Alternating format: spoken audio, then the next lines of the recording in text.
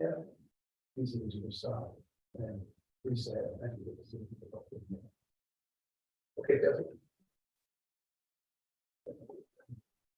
Case. Yeah. Okay.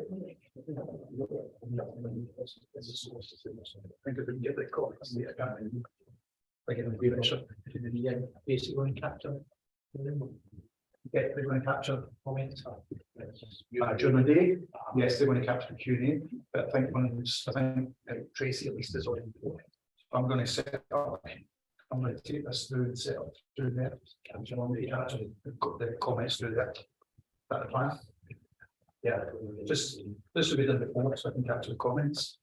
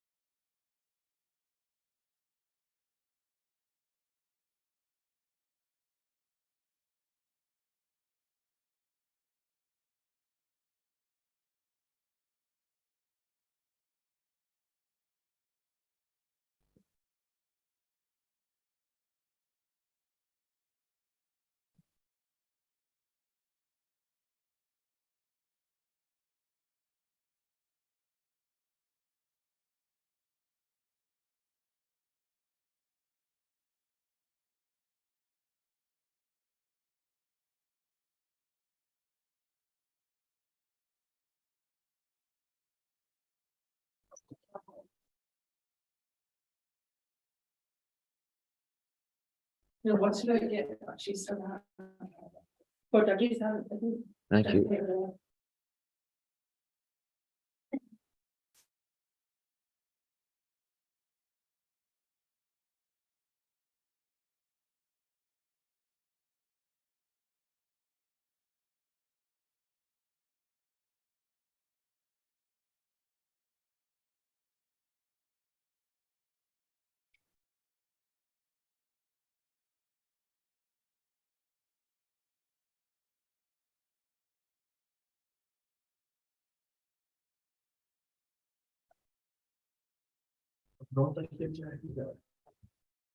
What, sorry?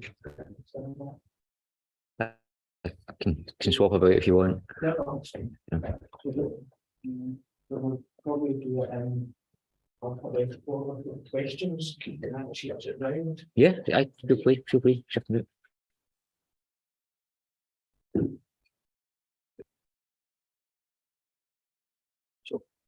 The seven is going to happen. Start off with the and he'll share the meals on the side. Yeah, is that always on or do you control it? There's a switch on it, so it could be unless they turn it off. So, but in terms of days. We just haven't. Three or something, you could itself pick up, Oh, I'll turn it down. so you'll do that, then that's fine. So we do the two meals with the couples, okay, and we two jobs in the half. Yeah.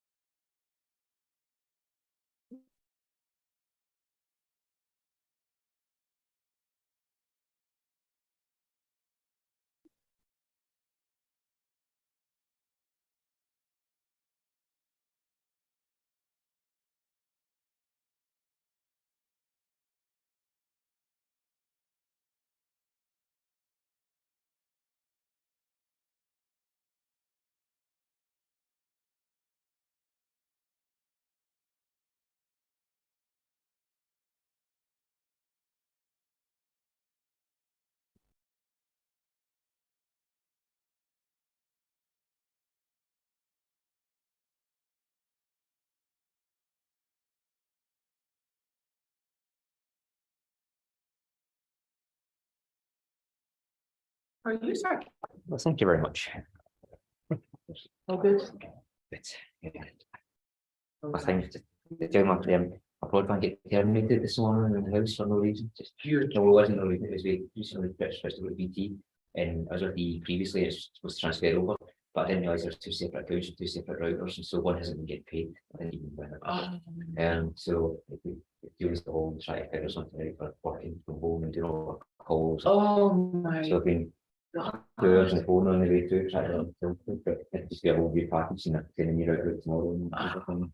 So yeah, fun days. Well, just as well, you went any like last minute stuff for this. I know. So they would have been freaking out. Totally. It was like until I thought last night I got finished, so it was like Yeah. okay. Yeah, I'm not still not quite sure how this works, like taking notes and watching the room.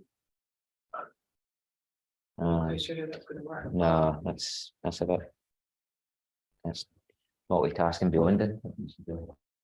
Feasible.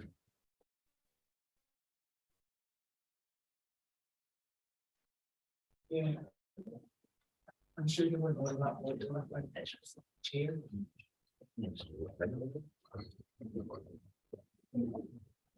So put what we share in class, each in couple class in the table.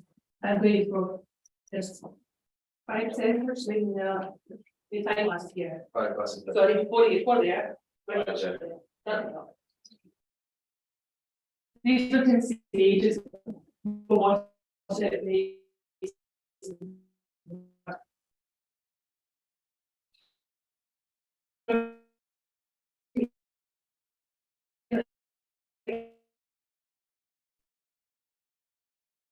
Here. So.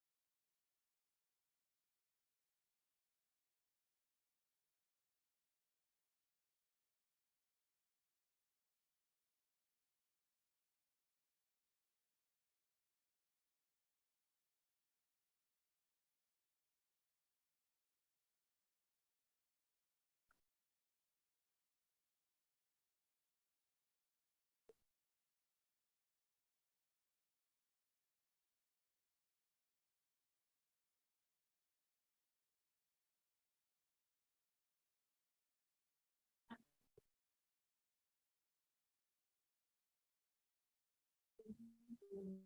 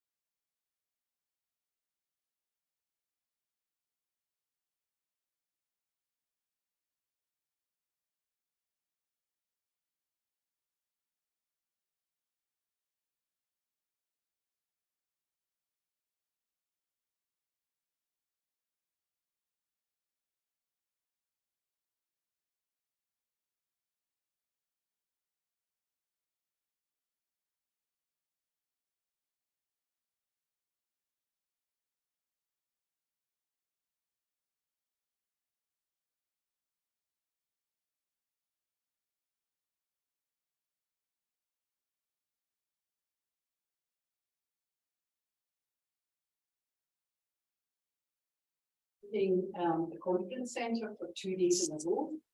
It proved to be a bit of an insurmountable challenge. So we decided that we would host a Scottish Edge final school at the Royal Bank Business School, and it was quite an appealing idea that we could just invite some of the guests that we know well and have the final in a much more intimate setting, and hopefully enable you to feel part of that final and to involve you in some of the sort of the Q&A that we're going to do with you. But apart from that, today's final will run in the same way as any other pitching day final, with 12 businesses pitching to the judging panel throughout the course of the day. And this is working, so I'll just switch on.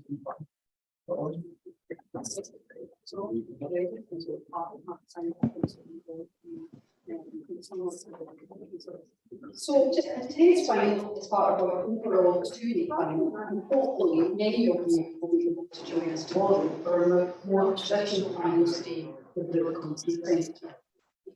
One of the most common comments we get at Scottish Edge is that people just love the variety of businesses we pitch at final. In today's session, we'll deliver once again on diversity as we showcase some of Scotland's top early stage entrepreneurial talent. If you've not already done so, then please download the Scottish Edge app, as this will give you the schedule for today and information on all of the finals. So everything you need to know about today's finalists. Jack, I don't know if you can put the detail on that up on the screen so that the audience can download the app. So this round of the competition started off back in January and attracted 144 applications covering the length and breadth of Scotland. And the usual mix of business ideas came to the fore, including a drive-through for getting car tyres inflated, a flycatcher process for catching space debris, a rapid test kit for travellers' diarrhea, an online chess competition, and health supplements made from mushrooms. But after a number of pitching stages, our 12 finalists pitching here today will now all be competing to win £100,000. Now, each finalist will have 3 minutes to present their business story to our panel, and the judges will then have around 10 minutes to ask follow-on questions. And out of the 24 overall finalists covering today and tomorrow's event, there could be anything up to 16 winners, who between them will share a prize pot in excess of £1 million. One other advantage of having the final in this venue is that in the small breaks in between pitches, where we would normally play some of our alumni videos, we'll now have the chance to interact with the audience. So in the short intervals where we're giving the judges the opportunities to score and make some comments on the pitching businesses, I'll be asking you some questions. So get ready to give me some information in the little spaces in between the pitches. And we'll be talking about mainly edge-related areas. But let's get to the core aspect of today, and it's finally time to meet our panel of judges. So first up, we have Craig Samuel, who has travelled all the way from Arizona to be part of the panel for today's final. Craig is a highly experienced senior business and technology executive, having held board, NED, and executive leadership positions in both private and public companies in the UK and USA. He has over the past 25 years been a founder, CEO, or principal in 6 technology startups in the UK and USA, as well as working closely as an advisor to the US government in national security and civilian programs. Craig is currently a board member of XPRIZE Europe, Sofan Technologies and Census, and was previously chairman of past Scottish Edge winners Crucial. Next up, we have Joe Nisbet. Joe works in Harper McLeod's entrepreneur team and has a specialism in advising high-growth companies, particularly ones with strong technology at their core. Her work with growing companies has led her to have extensive investment experience, including in-depth knowledge of equity crowdfunding.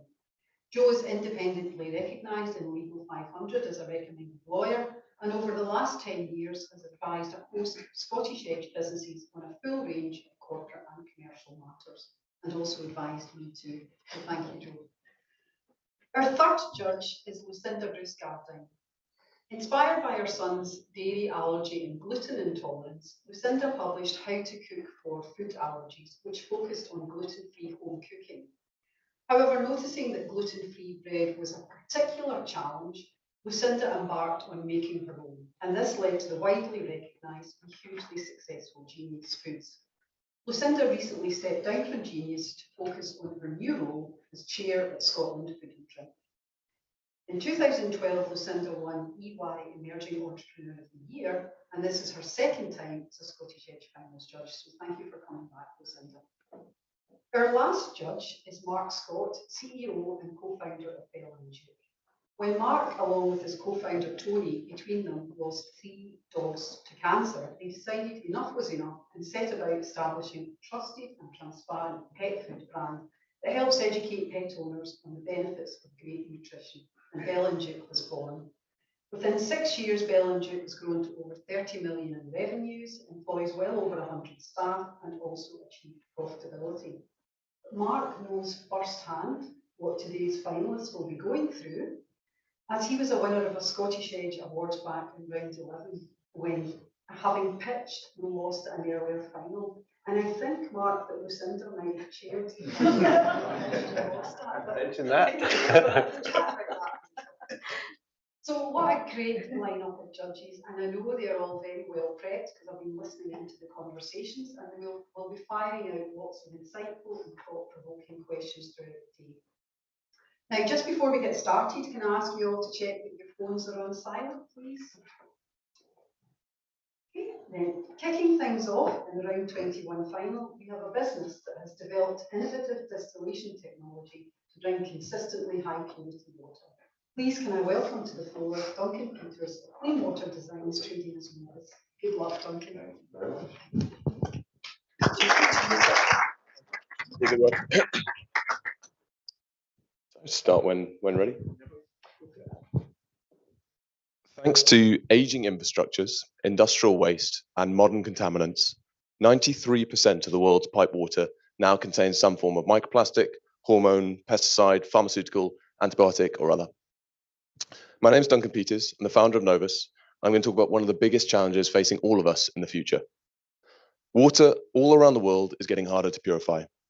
Traditional purifiers can't cope, and as a result, we're turning more and more to environmentally damaging plastic bottled water. We rely on bottled water when we don't trust the water quality we have. So in conflict zones like Ukraine or disasters like Turkey, up to 60% of convoys transport bottled water. In healthcare, to maintain good hygiene, UK hospitals buy sterile bottled water from as far away as Switzerland at up to £19 per litre. And much closer to home, off-grid homes and businesses in Scotland rely heavily on bottled water to keep up with ever-changing or ever-tightening drinking water regulations.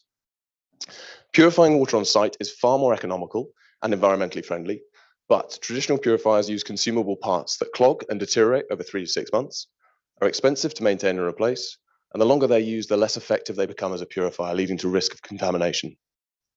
Over the last 5 years, we have developed a point-of-use, high-speed, low-energy distillation technology. It has no consumable parts, which means there's no reduction in quality over time. It can purify from previously untreatable sources, including seawater, and it's environmentally friendly with a low running cost. We have 2 patents at the national phase in the US, Europe, India, and China. For our beachhead market, we're targeting the 22,000 off-grid properties in Scotland, heavily reliant on private water supplies, and we're focusing on high-end eco homes and businesses to start with. We know that there are more profitable and impactful markets for this technology worldwide, like medical and military. But right now, we're focusing on a local market that has a need for our product so that we can build our infrastructure and prove our product. We have an experienced and purpose-driven team. I currently lead commercialization and fundraising with over 12 years experience in sales and marketing and a mission to build a company that makes a real difference. We have a strong core team of engineers led by Chris Friel, who has over 10 years of product design and engineering experience at Dyson, and we're building an operations team in Scotland, with it currently being handled by a contract manufacturer in Fife. Our units are now in 3 trial locations in Scotland, and we have 16 other properties requesting the product, and we aim to sell 30 units over the next 12 months, turning over 180,000 to build quality and ensure quality and build data. In other markets, we have 3 paid trials with the NHS this year, and we've had significant investment from the MOD with a number of different applications for our technology. Building units in small quantities is expensive. We need Scottish Edge's funding to build units to sell and capture the demand that we've generated in the Scottish market. market. This will have a huge impact on our business, turning us into a revenue-generating company, make us far more investable to investors. Help us bring this innovative technology to the world with global applications. Thank you very much for your time.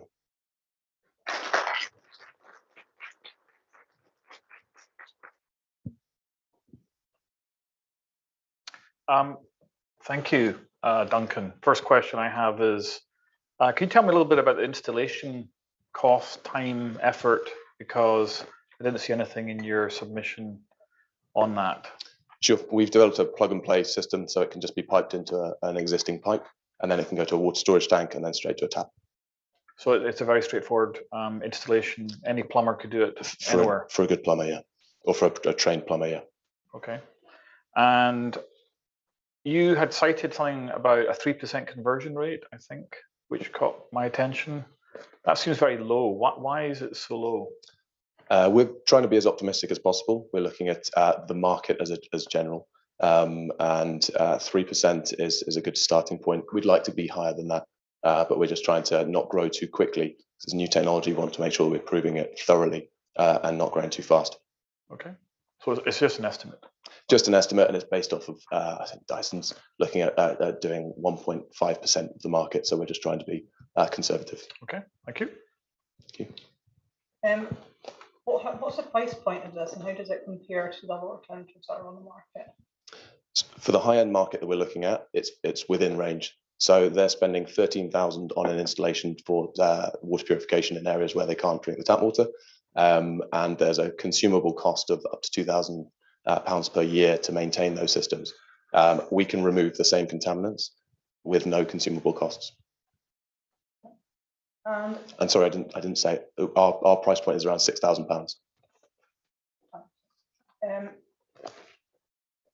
it's understood that you're hoping to raise some cash later on this year. What's the impact of that money being delayed and or not raising the amount that you hope for? The Scottish Edge funding will have a huge impact on our ability to raise money. So we're aiming to raise 2.2 million towards the end of the year or beginning of next year.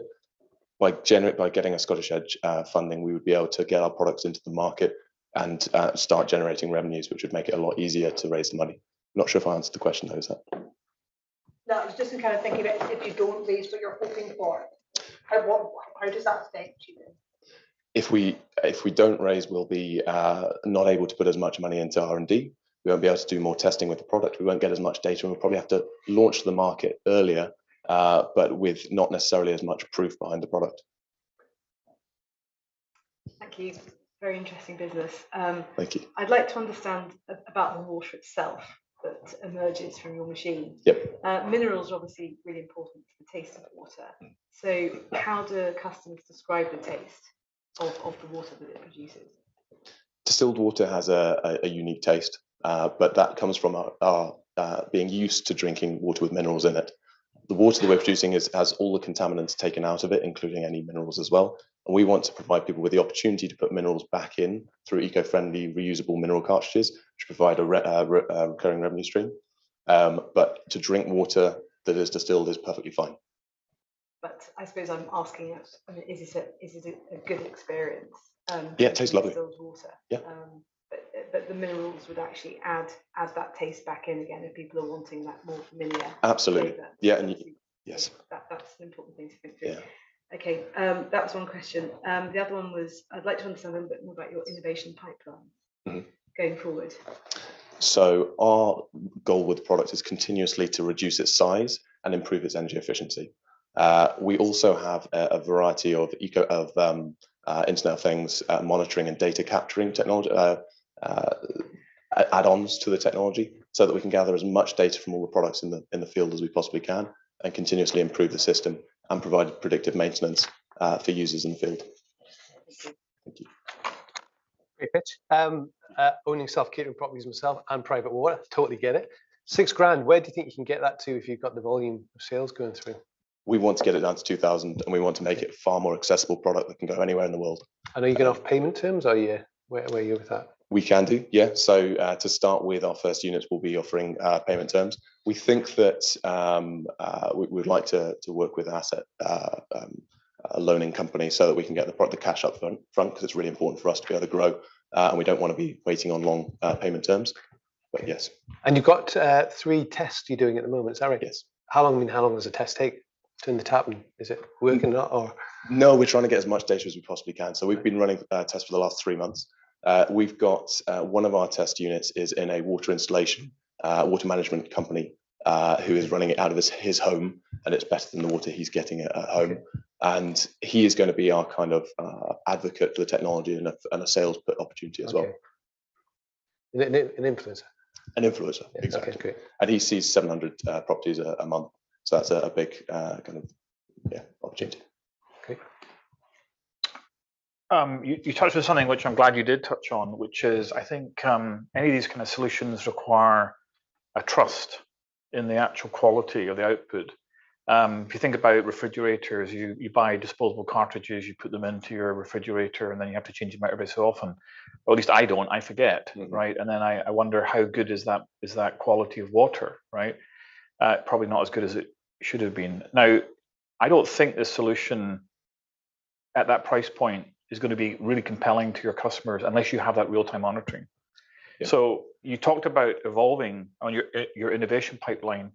I mean, how soon would that be? Because I think that's quite important.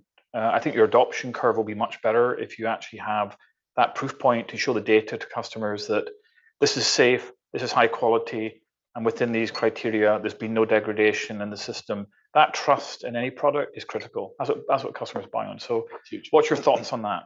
Yeah, totally agree.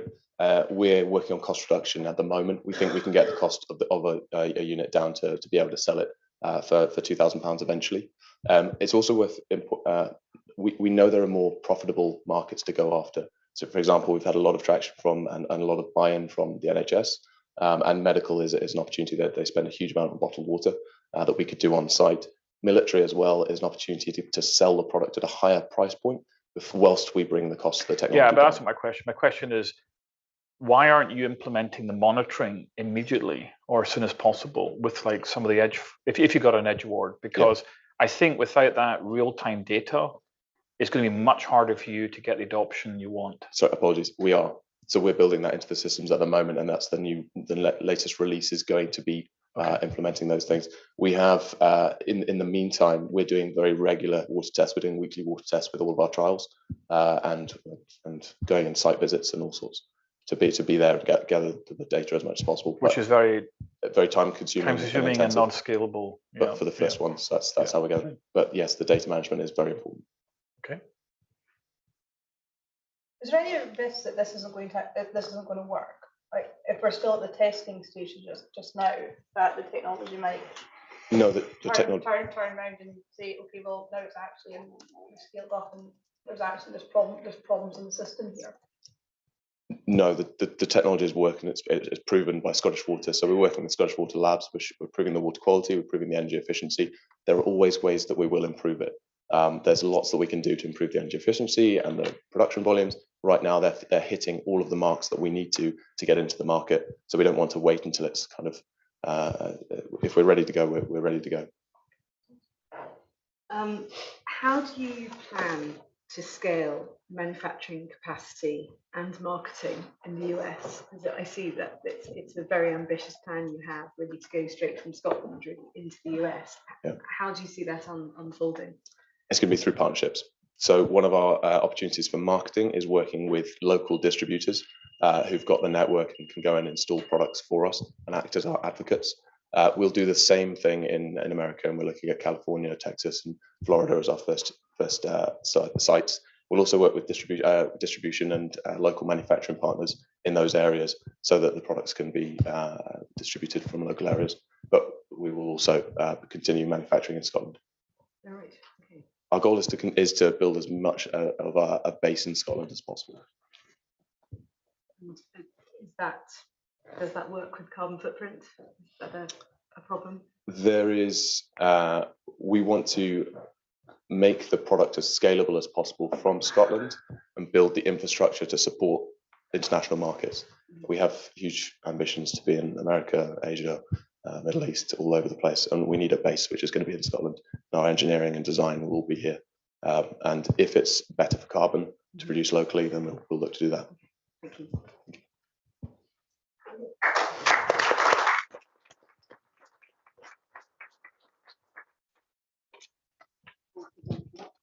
Well done. And I think we should actually give you an extra round of applause because I understand that your new baby kept you up all night. So, so sorry for putting you on the first slot, but what a great start to the day. So well done to Duncan. You've now set the standard and you'll be delighted that you can now relax and just watch the other pitchers go through their pitches and Q&A sessions. So we'll now give the judges 2 or 3 minutes to capture their thoughts on the pitch and their scores. And while that happens, I'd like to get some thoughts from you. So I'm going on the assumption, in fact, I know by looking at many people in the audience that most of you have either been along to an Edge final or awards ceremony in the past, or you've done some judging previously. So it would be nice to hear some of your most memorable moments. So I'm just going to share a couple of mine. So one of mine was when we decided to have an awards dinner for the first time. And the first trophy I picked up and handed to Sir Tom Hunter fell apart in his hands. And I literally put my hands in my head. And I think Jack got a photograph of that.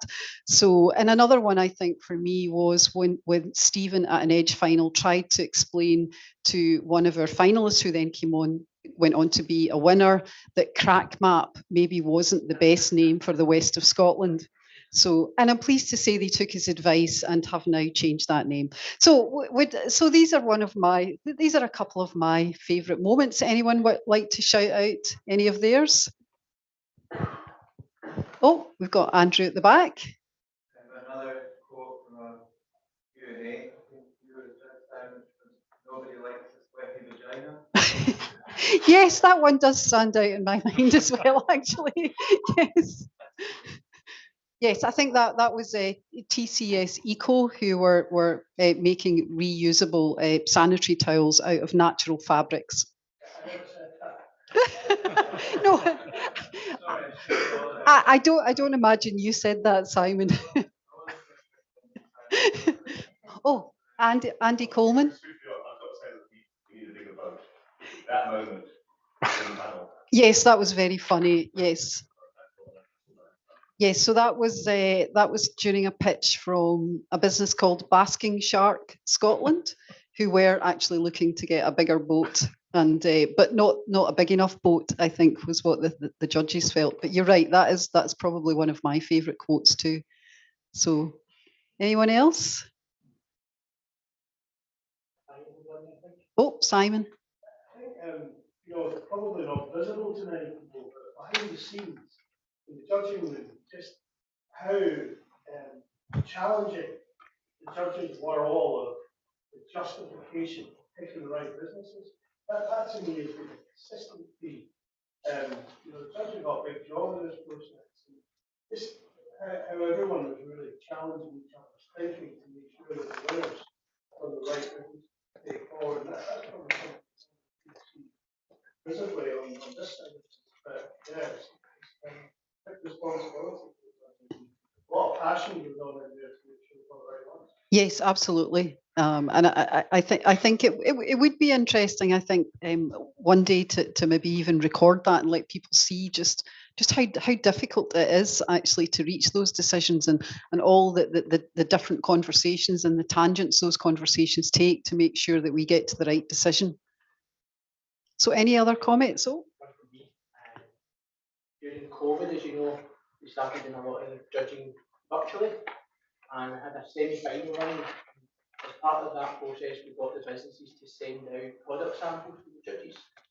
So one of our judges, semi-final, received a packet of stress balls just to help them. And the quote we got for the business was, "I very much enjoyed playing with your rugby balls." and the person who got that quote still managed to carry on professionally and deal with their pitch. So, no, that's true.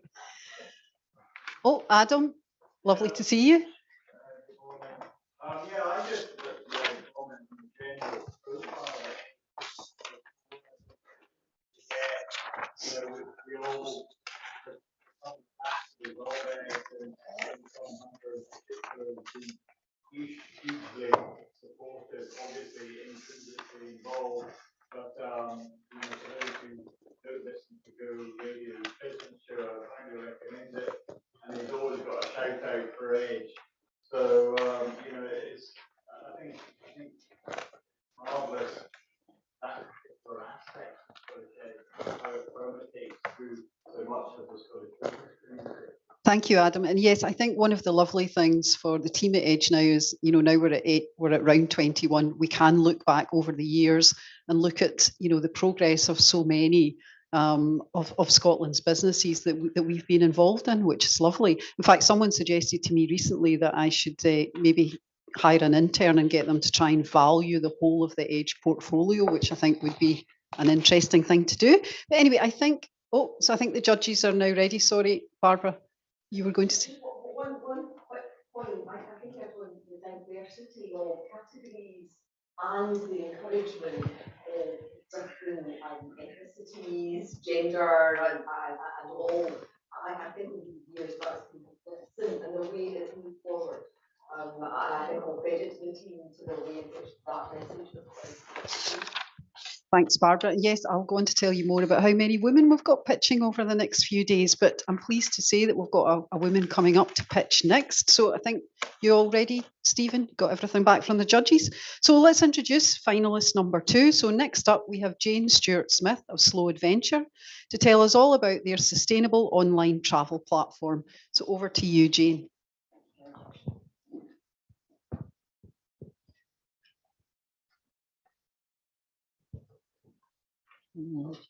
Which button do I press? Brilliant, thank you. Well, good morning, everybody. I'm co-founder of Slow Adventure with Zara Belshaw, who I'm very sorry can't be here today. Did you know that in 2021, Booking.com reported 72% of travellers want their money to make a positive impact when travelling, and 90% of travellers want to travel more sustainably, but they simply don't know how to do this. And on average, only 5% of revenue from a holiday stays in the locality. Suppliers also face major obstacles to selling packaged holidays, and these include the cost and complexity of global travel package insurance. Travel is the third most expensive sector to advertise in, and micro suppliers simply don't have the experience and time to market their products. Problems which Zara and I set up Slow Adventure to resolve. We provide a hard-to-get global travel package insurance for these suppliers. We aggregate the suppliers into Slow Adventures, and we sell the holidays on our easy-to-use platform. We quality control the holidays, and we donate 5% of each trip to a local conservation project. And crucially, we ensure that 70% of revenue from a holiday stays in the locality.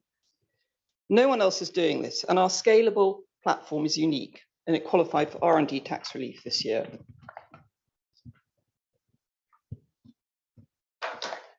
Last year, we launched our website, and we were sold 22 Slow Adventures in 5 destinations.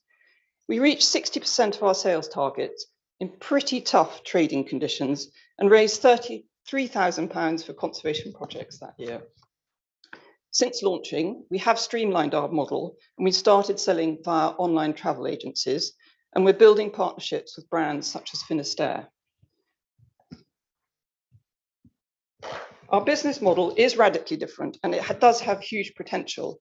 Our pipeline of our hyperlocal supply chain, we have one that no one else has, and even Airbnb Experience has approached us to work with us.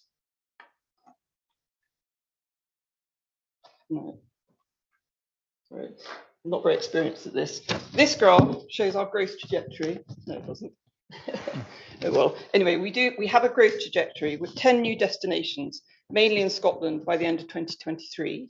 And we project 24 destinations in 24-25. Zara is an expert in slow tourism and has a global network, and I'm a lawyer and I understand the supply side. Our advisors cover tech and finance, and we're talking to investors in our 3rd pre-seed funding round. Winning Edge really would be a game changer for us. We would accelerate our growth by hiring sales and partnership resources. We'd speed up the onboarding of the 24 new destinations, and we'd add a customer relationship management system. And critically, it would help us leverage our next funding round. We're building Slow in Scotland to be the global market leader of positive impact holidays. Please invest in us. We will use your money very wisely. Thank you.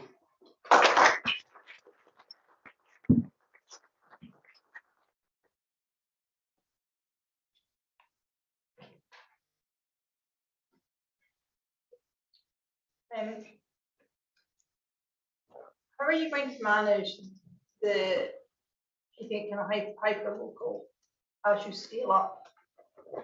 Because the way our platform works is that the supplier uploads the information to the back end. We have algorithms about size of business, and they have to reach certain slow travel criteria that have been set by the EU. And we have the most extraordinary network, because Zara and I have been working on this for 5 years. She led a European funded project between 2012 and 2018, which was called the SAFE project, which is slow adventure in the Northern Territories.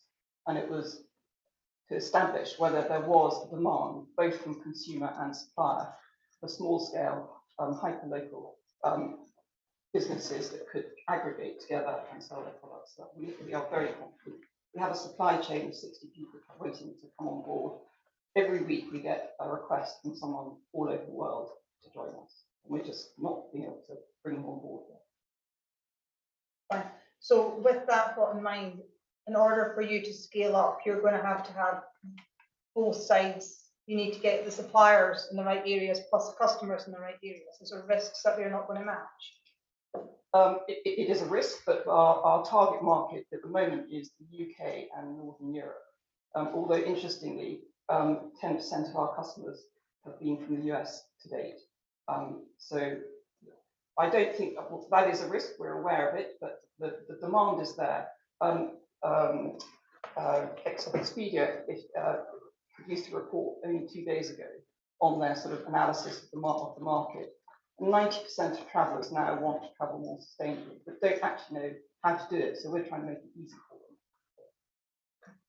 them. Thank you. Really interesting business. I've got 2 questions. I'd like to understand a little bit more about the resource you're putting in place for customer care to optimise customer satisfaction.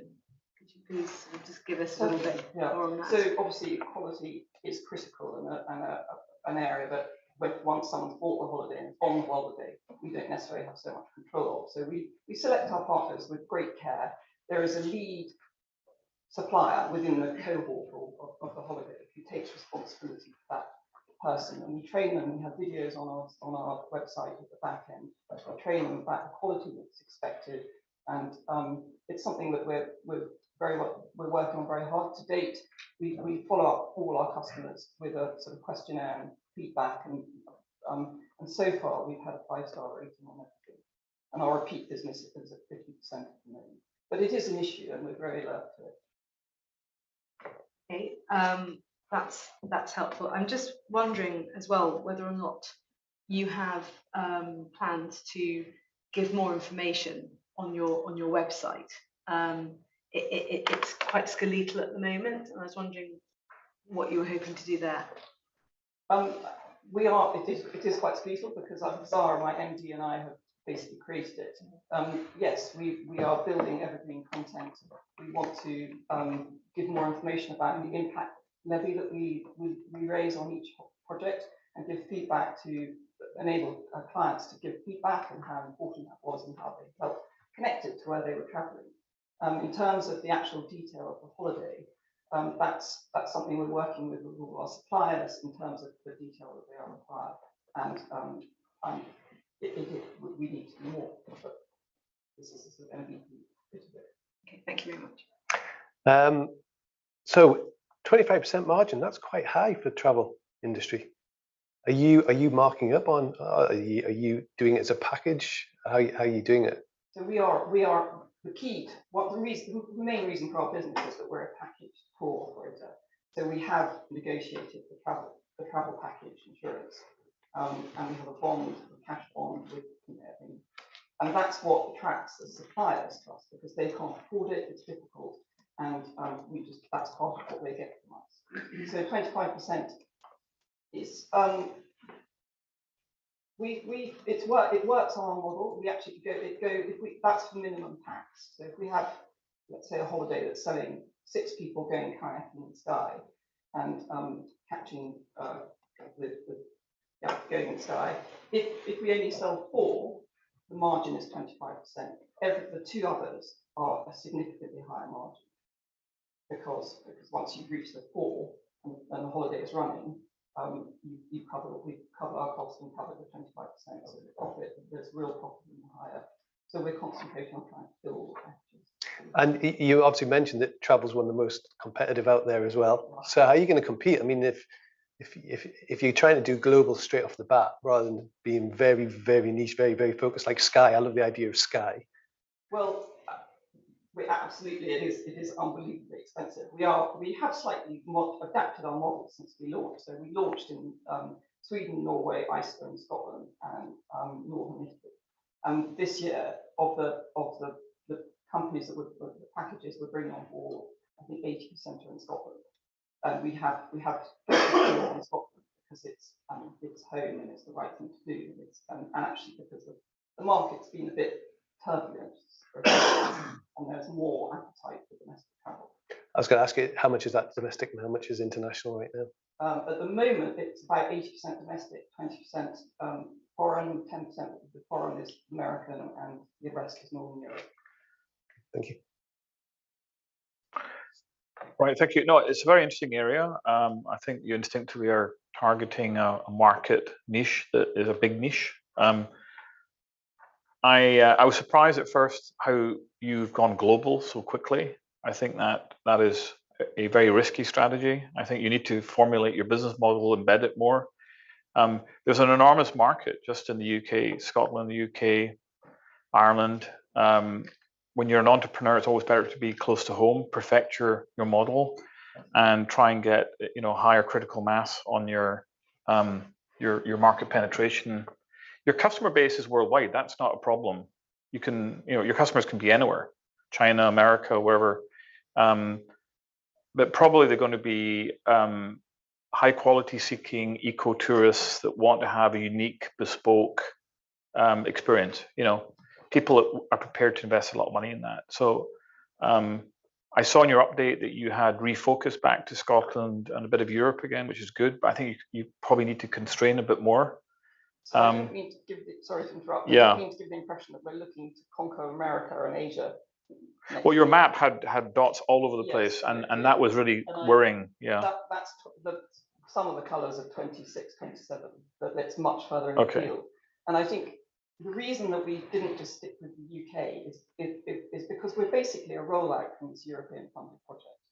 And I worked with my MD to create 11 slow adventures, mostly in Scotland, but some were in Northern Italy, some were in Sweden, some were in Iceland. And we took them to market. We took Visit Scotland Expo and various other international exhibitions, and we were around. So we had ready-made slow adventures ready to plug into our website, which is why we're selling them, and they are selling in Europe.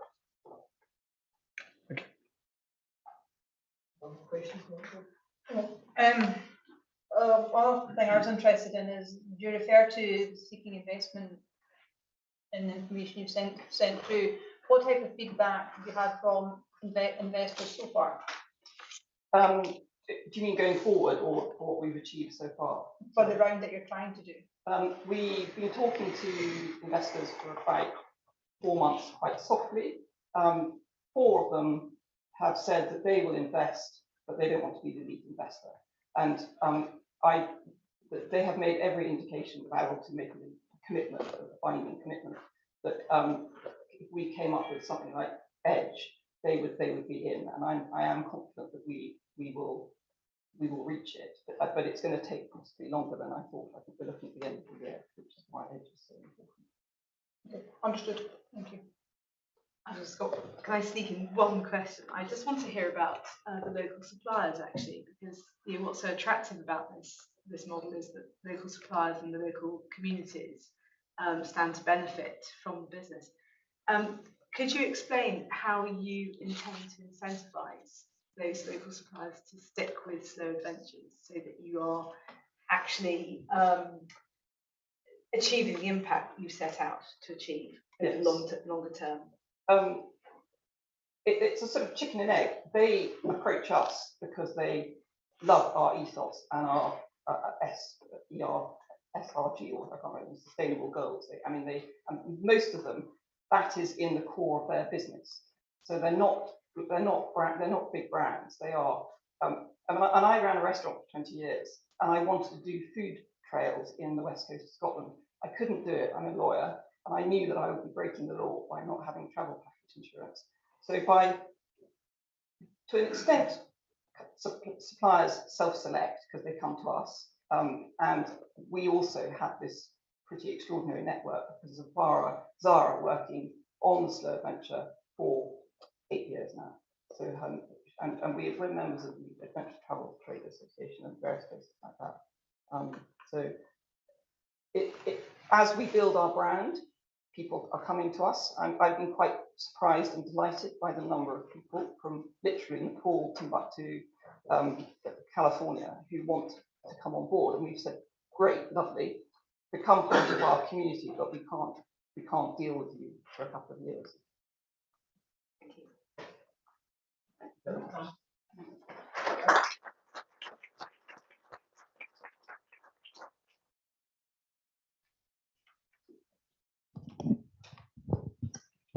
Well done, Jane. Excellent presentation and good luck. I really hope you've impressed the judges. So, right, while the judges do their thing, it would be good to get some of your thoughts around how we could change or enhance the Edge competition going forward. So Edge has been running now for around 10 years. I think most of you know it started off at Scottish Enterprise for 4 rounds. And then when it came out to the private sector, Stephen and I got together in a one-person office in Strathclyde University. So just the 2 of us crammed in there and established Scottish Edge CIC, and have been running the competition since round 5.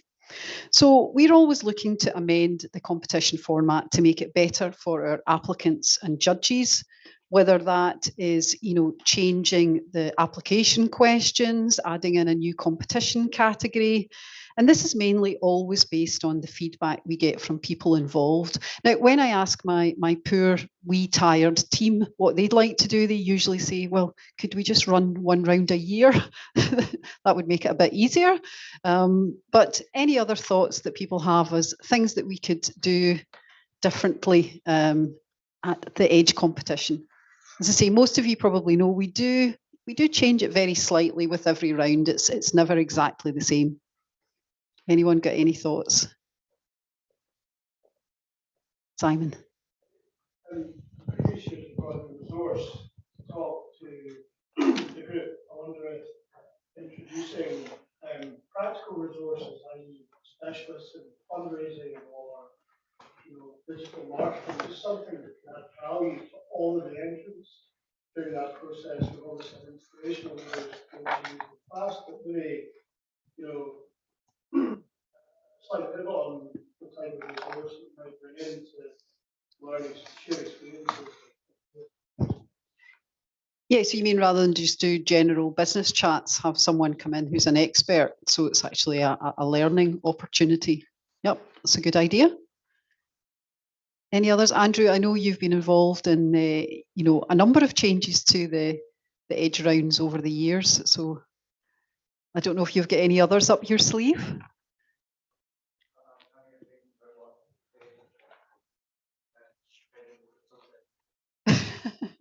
Right, okay. Oh, Duncan. The network would be amazing. So as somebody who's not successful yet, but to be aware of other companies in Scotland that would be know where they're based, potentially talk about hiring opportunities, and find get some advice from other applicants. Yeah, I think that is a really good point because we do concentrate a lot on bringing together our alumni, but that's once they've got through that process. But before that, you're right. You are kind of you're kind of operating in isolation until you actually get to that stage. So that is definitely something worth thinking about. I mean, maybe in the run up to the final, you know, because we did have an alumni event 2 weeks ago. Maybe it would have been a nice idea to invite all the finalists along to that. So it's a good suggestion. Last one. I wouldn't mind a separate website where copies of which and funding indicate how much funding they're looking for donation and stuff like that. So if you're an investor, you see something nice. Yeah, so you mean put that on. So Michael, you're saying put that on the Scottish Edge website. So anybody that's pitching at the final, because almost everybody that's pitching at the final is looking for further fundings. So that's a good idea. Yep, that's great. That might be a bit more guarded, but you might not want to put all the information straight off of the. No, that's a great idea. I know Maria's busy noting all of those down. So thank you. And I think we're ready for the next one now. That's great. So some really interesting thoughts there that we can take away and we can build these into planning for the next round, which we'll launch in a few weeks' time. So I hope we're good to go again. So let's get our next Scottish Edge finalist up to present, here to tell us all about Scotland's first distilled alcohol-free spirit is Bill Garnock of the Incharvey Group, trading as Faragaya. So the floor is all yours, Bill. Oh, has he just nipped out? Oh, right, okay. Oh, right, okay. Right, okay, did he not realise he was next? Right, okay, well, we'll need to get another comment then while we wait for Bill to come back. So, Andrew, you've come up with a comment. Yeah, very good. I think one of your real strengths in competition is feedback, like your applicant, you have your famous phrase of not yet, and a lot of winners are people who have presented before.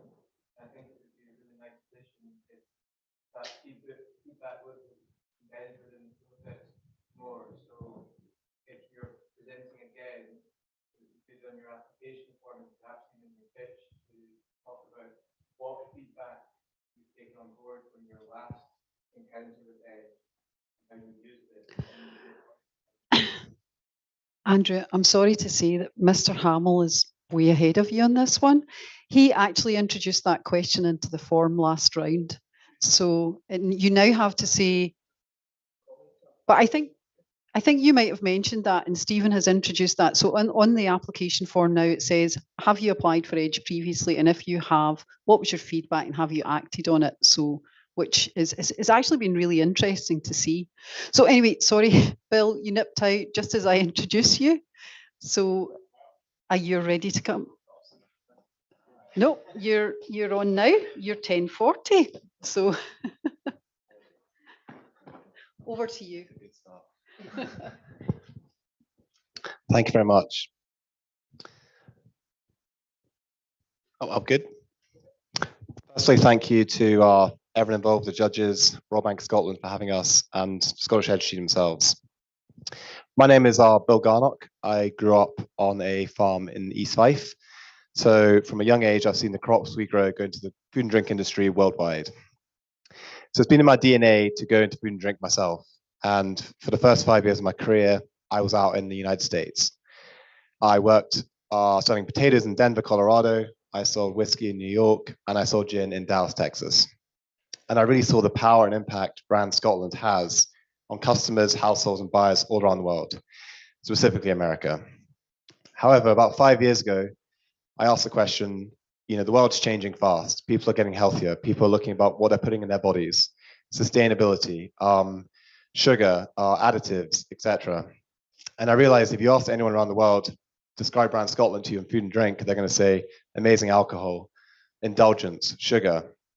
And I realized as a brand and matching the market that was fast growing, we were falling short. So I came home 5 years ago and I wanted to fix this problem.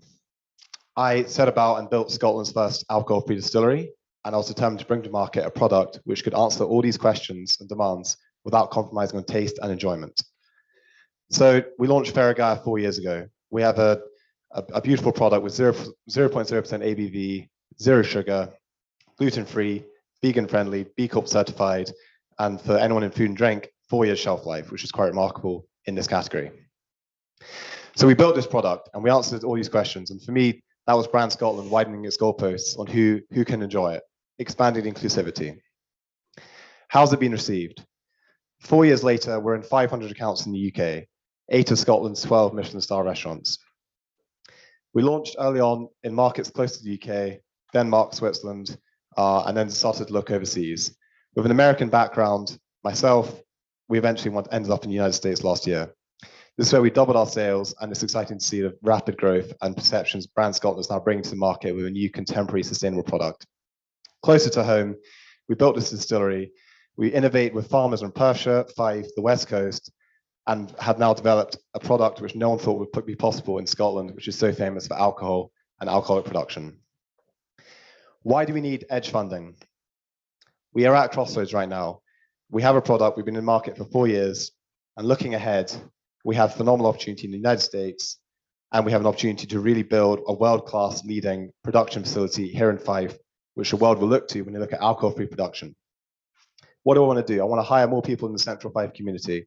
We built a distillery, I currently make it. That's great, but it's not sustainable as I look to build the brand in America. We launched in the East Coast last year, and that's great, and the results have been fantastic. However, the West Coast is calling, and that's where we need an ambassador, more time out there, and A&P support for our distributor partners out there. Thank you very much.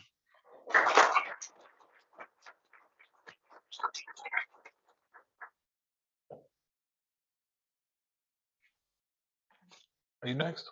Was it me? Is it me? Yeah. Oh, right, okay. So, thank you very Hi, much. Lucinda. Thank you. Really intriguing brand, and desperate to try it at some point, that's for sure. I'd just like to understand a little bit more about your scaling plans. You're wanting to increase the export volumes into the US and across the UK very, very quickly. How will you mitigate for the seasonality of local ingredients to ensure consistent taste and quality? So our ingredient sourcings are split into two. We have our native ingredients, which we grow on our own farm. We work with partner farms in Perthshire and also the West Coast. We also then have ingredients we bring in from mainland Europe with sustainable certified suppliers. We grow as much as we can between May and September. Really, I'm not pretending we started off by supplying all of our blackcurrant leaves or chamomile flowers from Scotland, but each year we try and double that. So the idea is we work with established suppliers which are able to supply these products year round. In the background, we're investing in our own farming operations to build, my dream is to go into East Fife and see a whole field full of bay leaves, a whole field full of chamomile flowers, because these are all native plants. They don't need to be sprayed, they don't need intensive agriculture, and they provide a lot of part-time jobs for students and our young people in the community throughout. So to answer your question, Alison, that it's very much, we stockpile through summer, we work with suppliers, which supply companies all year round, and so we're balancing, mitigating our risk by working with suppliers that still provide these ingredients whilst investing in our own farming operations and partner farms at the same time. Okay, thank you. That's a really good answer. Thank you. I've got one more question for you. You talk in your pitch about the impact of creating a product that encourages younger people to reduce their alcohol consumption. Are there any plans to maybe reduce the cost? Because it's obviously or create a range of less pricey drinks to make it a more mainstream offering? Absolutely. So we launched our 2 ready-to-drink products this year, late last year, which come in a 250 ml can format, and that is a pre-mixed Faragaya and tonic and a pre-mixed Faragaya ginger ale. They cost £2.50, and the idea is, I'm not kidding myself that whilst the statistics are all about young people not drinking, in reality, Faragaya is a product which appeals to drinkers. The Michelin star quote I said earlier, with fine dining restaurants, households which entertain a lot, that's our real core volume market. Through the ready-to-drink products and also through sort of innovative contemporary messaging, modern marketing, we bring in the young people, but I'm not expecting a huge amount of our volume or revenue to come from the sort of demographic under the age of 28, 30 years old. I expect most of our volume will come from females 30 to 45. That's what we've seen in the first 4 years. Okay, thank you. That's all. Great. Love the pitch. Love the enthusiasm. Thanks, Mark. What's the split, say, Scotland and the rest of the UK in terms of sales? So touching on a point earlier from Craig about building your domestic market, nothing annoyed me more growing up than provenance washing. I drank Foster's as a teenager, above the age of 18. And it annoyed me a lot that you'd talk to an Australian and they would mention that they never heard of Foster's. And so when I came home back to Faragaya, I didn't really travel for 2-3 years. We didn't look abroad for 2-3 years, and really wanted every product, every bar, restaurant, home in Scotland to know about Faragaya. So it's about 75% Scotland, England at the moment. 70% Scotland. Yeah. And are you in retail shops? Or are you just doing? So we're in Ocado. We're in a lot of the premium ones: Harvey Nichols, Selfridges, Harrods, and Amazon's a big one. But then we're in about 150 independent retailers across Edinburgh, Glasgow, Perth, Inverness, Highlands. And that's with now talking to the bigger major multiples. However, we need to be careful we don't disrupt sort of the amazing 500 plus independent relationships we have at the moment in order just to get, a big household listing. So it's about balancing which partner in retail. And we're in advanced discussions, one of the more premium major multiples at the moment.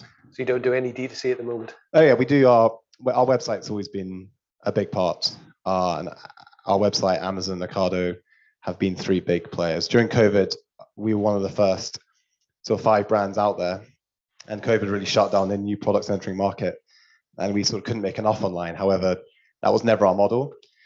For me, advocacy through trade partners like your Michelin star restaurants and your busy fine dining venues in London, New York, Glasgow, that's where the brand grows. That's where we get credibility. So we've had to sacrifice the higher margins of D2C, but I think the longer lasting legacy of the product is more secure when you've got restaurants to reorder it. And our first 5 restaurants in Edinburgh and Glasgow and London are still our first 5, are still 5 restaurants of ours. And so our reorder rate is very encouraging.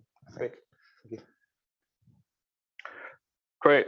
Look, low alcohol, alcohol-free spirits is a rapidly growing field. It's a great area to be in. It's a scale game, though. It's scale is critical, important. You saw, you can make a lot of money in this business. You saw Ryan Reynolds sold his business, and every Hollywood celebrity is out doing an alcohol business, and the reason is they're making a lot of money. But these windows of opportunity are there, and then the big brands are all very aware of it, right? So you're competing with those big brands. A lot of people doing this, their business model is to be sold, and be assumed into a big distribution chain, because that's the way you get to market. I was surprised about your revenue projections. It's quite modest, £1 million in 25, 26, and your pathway to profitability. When I looked at the paperwork I got, can you tell me a little more about that? And also, coming from America, I was really amazed on your selection of targets: Alabama, Oregon, and Massachusetts. I know you're in New York as well. Why did you pick those places? They would not be the places I would have picked, maybe in that order, but maybe there's some logic that I don't understand. Thank you, Craig, for your question. And I'm intrigued as a Scot living in America. We probably got some stories to share. However, to work through, so the first question was regarding big brand competition and how do we wrestle with the big brands when they've got clout, lower costs, bigger R&D departments, and distribution chains. That's just what we've done. We Faragaya, and I'll leave some bottles afterwards. You'll get to taste it. It is different. It's unique. The big brands are not willing to, big brands struggle to buy small contemporary brands because they don't. I'm sure they don't think the same. They want to buy a product which they can plug into the major multiples, their distribution chains, with minimal education, maximum return. And so Diageo, the first product which came to market was Seedlip. That was a little different. It was interesting. It's £28 a bottle. And Diageo saw this, acquired Seedlip, slightly pushed it to the side, and have launched Tanqueray 00 and Gordon 00 at £14 and £16.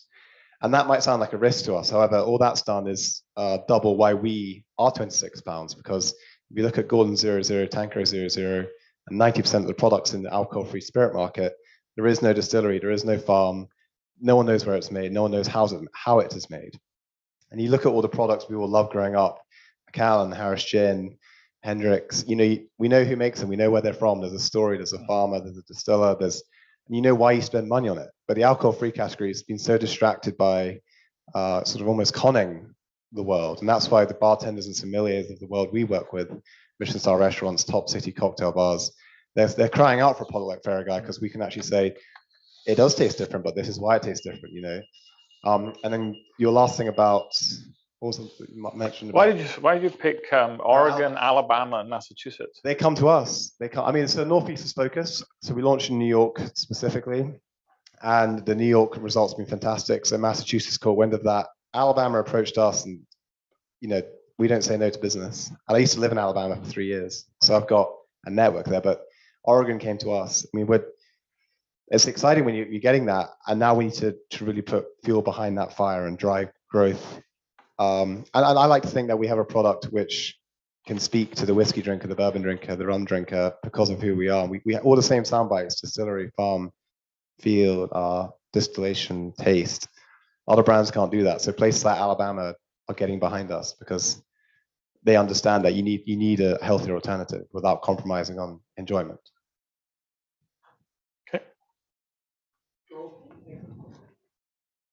Yeah, I was just curious that in order to get proper market share in the West Coast of America, is £100,000 edge money going to do that? So it's not alone, no.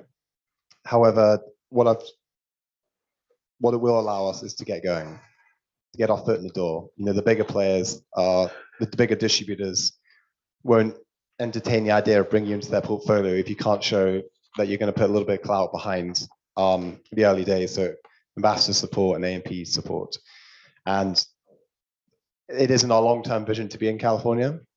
However, on the West Coast, and Oregon as a sort of foot into that side of the Atlantic Pacific. However, with the Scottish Edge support, we can fast track that. And as you know, managing growth brands, when you get your opportunity, you got to go for it. And if we sort of play the safe route and really take our time, and there's who knows what brands will enter the market in that time. At the moment, we're making a lot of noise on a shoestring, it's a very small team of 4 on a much smaller budget, but we have a world-class leading product. So with that edge support, not only will we be able to start to build up our distillery in Fife to match the big brands, big distilleries which are around us in terms of efficiency, our team, our output, but it will allow us to open conversations with players like California, which just then open up the whole future of the brand, profitability, break even, and adding Faragaya to the long list of famous names in the Scottish drinks industry, which, are so famous all around the world. So, thank you.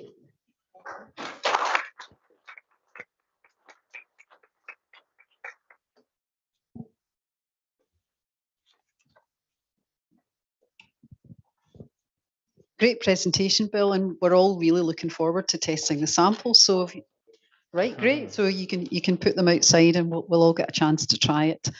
So far we've seen 3 totally different businesses, and I think if the standard keeps up, then it could be a bit of a late night for the Edge team and the judges, as it's going to be a tough decision-making process. Now we've got one more business to present before we have a break and give you a chance to network and speak to some of the relieved finalists who've now done their bit, as well as the nervous ones who've still to pitch later today.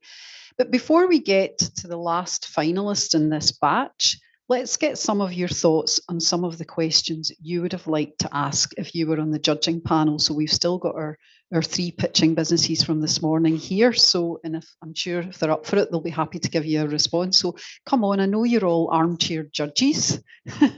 So this gives you an opportunity. Fraser, you could see how delighted you were at the chance.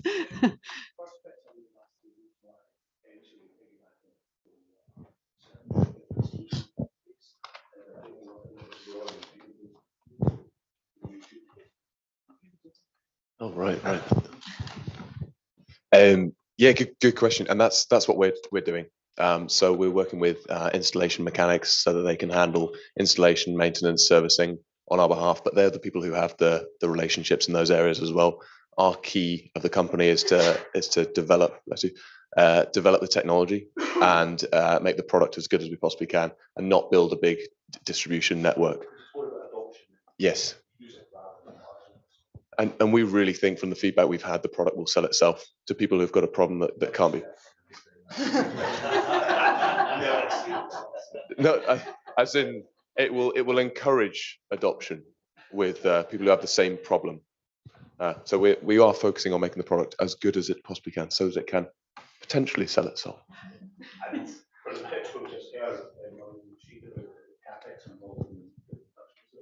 Here we go, Bill. Again, that's not something necessary. So when we built the distillery, you know, Scotland having an alcohol-free distillery is an alien concept still, if you didn't know that existed. However, it's very straightforward. It's distillation, and there's Scotland. If you want to buy a second-hand still, Scotland's the market to do it. It's 1,000 liters, so we can produce a fair amount. But looking up,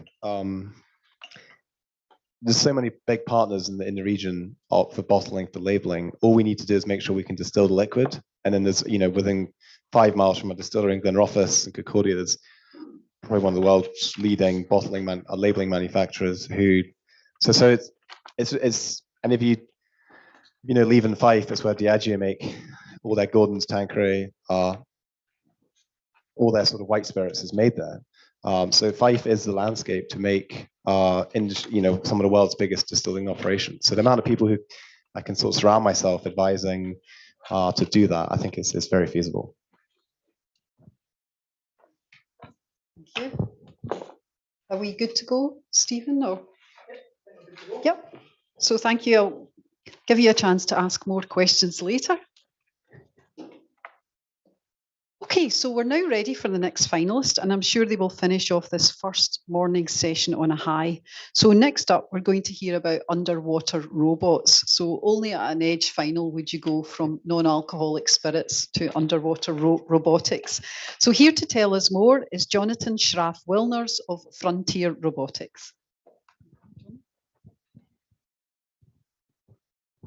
Thank you.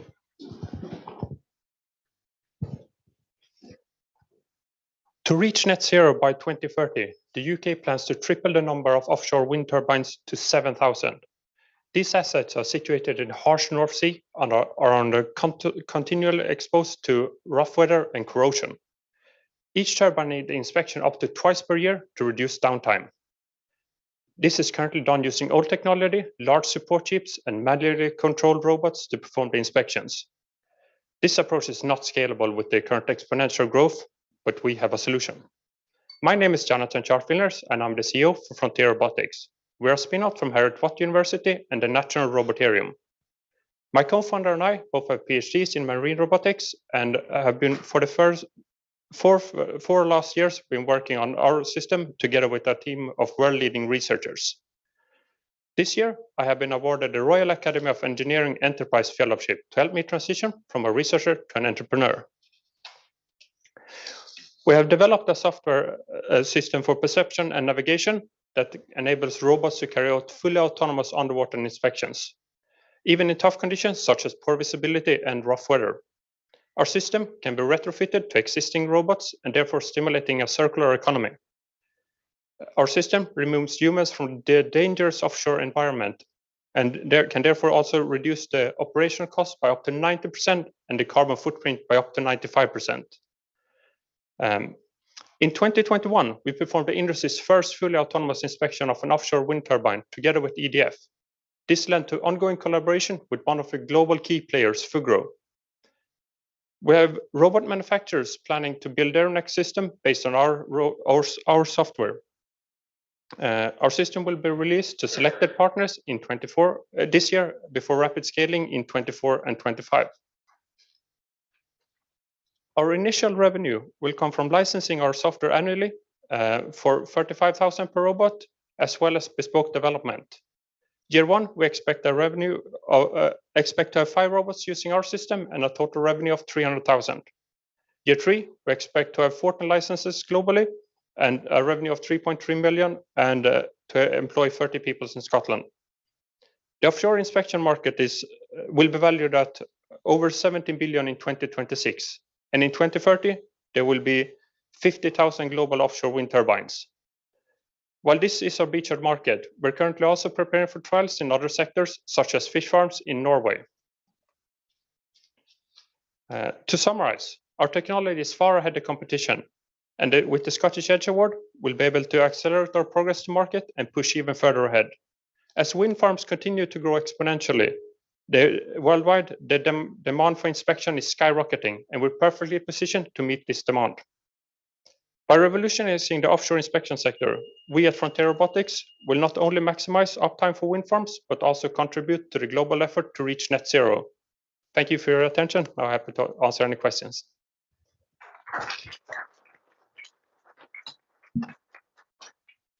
Thanks for that. So EDF, is EDF you're doing your tests at the moment with them? Is that finished, or are you still? Yeah, so we did that in 2021, and they've had nothing to praise to say and see that this is the future they want to see for inspections, but they're not carrying out the inspections themselves, but hiring survey companies. So we're working with survey companies and robot manufacturers to supply them with the system to generate better data in the better and worse conditions, as well as on a faster timescale than what can be done today.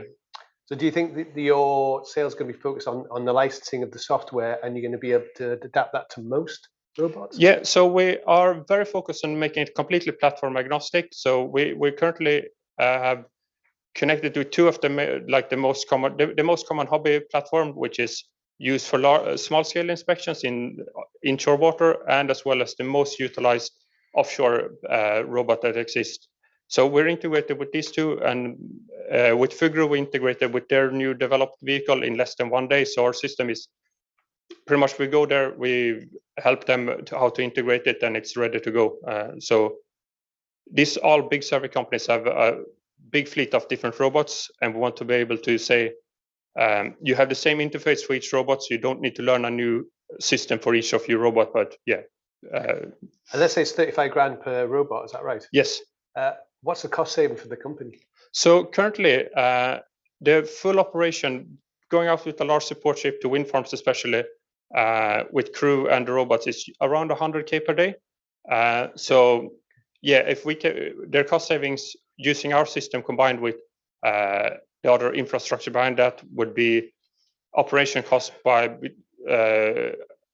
around 10 to 15K per day instead. So there's a huge cost saving, and as well as the safety of the humans operating offshore, it's immensely dangerous. 3.5 day payback.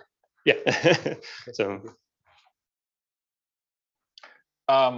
love this area. I do a lot in robotics actually. Spend a bit of time at the Robotarium. Couple of things. I think you're being really cautious about your market potential. I think you're selling it too low. I think this is a SaaS model. You should be charging per inspection. Why are you giving away the software so cheaply? Because you've got an enormous ROI. I know there's an adoption curve in terms of confidence level. People are scared of autonomy. So you're going to have a human operator. I mean, I've been involved in autonomous cars and things like that. You have somebody sitting in the car all day because 1% of the time they might have to intervene. But I think you're being very conservative. Because you're an engineer, right? And you're not thinking as a opportunity cost savings. So I think you should do that. Your UI you mentioned is a really important investment area. Can you talk a little about that? And why are you in Berwick on Tweed? Of all places. In North, not Berwick, North Berwick. Oh, North Berwick. Okay. Yes, it's 20 miles east of here. So. Okay, sorry. So, but we're based at the National Robotarium. Okay, you're based at the Robotarium. Okay. So maybe you could talk a little bit about the financial model, and a revenue of 3.3 million for 30 employees that's a lot of people for not very much revenue. But I think you can fix that. Right. Yeah. So with the financing model, we have also discussed to have a per day usage of licenses instead, but it comes with a lot of extra infrastructure because they need to get the system installed on their robots and to be able to use it. And most of the companies we've been working with, they want to have something that they can use for the year. They use it, as pretty much every single day because they have a big backlog of inspections they need to do. So they want to know how much is this going to cost us for the whole year or for the next 5 years as well to predict the cost. It could potentially be that it becomes partnership, that we take part of the inspection costs that they get paid. So that is an option, but we haven't really looked into that revenue stream yet. Okay. And you mentioned as well the trust, which for autonomous system, which is something we've been working a lot on. So just a quick comment to that. So we have currently our system is able to operate fully autonomous, but we have what we call a shared autonomy. So our software system gives suggestions to the operator. This is what I could do in the future to solve the mission. And if the operator is happy, it can sit back and relax and let the robot do their job. Or at any point, it can intervene to suggest options to the robot, or to choose one of the selections of the actions that the robot suggests to the operator. So at any time the operator interacts with the robot, the data is recorded, and then it can be optimized the system to be operating more that as an operator would prefer to do long term. And last comment I'll say before it could be a short time. I think you've got to do value-based selling on this business, right? And you've got to push that market envelope. You're differentiated, you're a global unique player, you're ahead of the curve. Nobody else is as advanced as you are. I haven't heard of anybody quite doing this yet. Doesn't mean people won't try and copy or be almost as good. But I do think you need to be very aggressive in going into the marketplace globally, and you need to go on that sort of, per inspection type model. I think that's really a very exciting area. Okay, thank you. I understand you're spinning it from here. What, in terms of how the intellectual property sits with that, are you getting a license or an assignation of it from them? So we currently have an exclusive license, and it will be owned by the university. And then we have 3 ways to obtain it ourselves. It's either by paying 50,000 in royalty, so we have a 2% royalty on the sales using the licenses.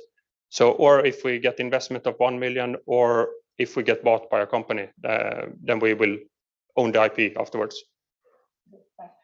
And the other thought I had in it was, it looked from the kind of the team, both yourself and your co-founder come from academic background. Is there plans to bring in people from more of a commercial background? Yeah, so yeah, it's definitely something we will try to do later in the year when we have our core product ready.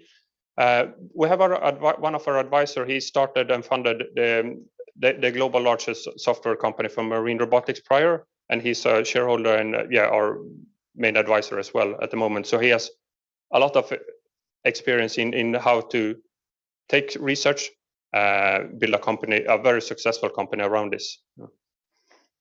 Okay. Really very interesting product you've developed there. It sounds like Fugro have also been incredibly helpful and supportive, and you're about to go into a commercial partnership with them, but they're saying that they don't want exclusivity, which is great. So what is in it for them, and what is the IP ownership going forward with a partner such as them and with your manufacturing partner that you've also identified? So all of the IP will remain with us, and the benefit for companies as Fugro is that they have, for the last 5 years or so, tried to do something similar to this, but they didn't even get anywhere close to something operational.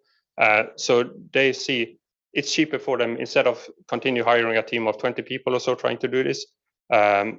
They saw what we were doing with the trials with EDF, and they came to us and say, this is what we want. How can we make this happen? So they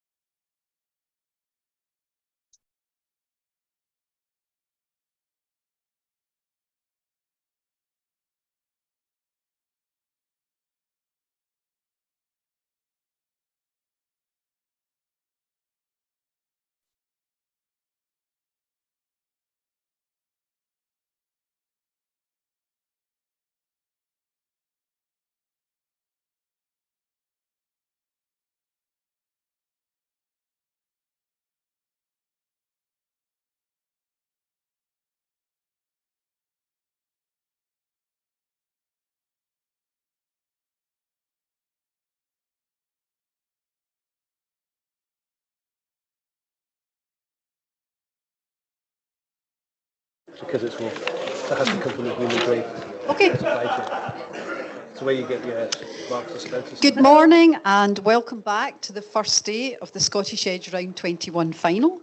So I hope you enjoyed the break, and more importantly, I hope you enjoyed the conversations between each other.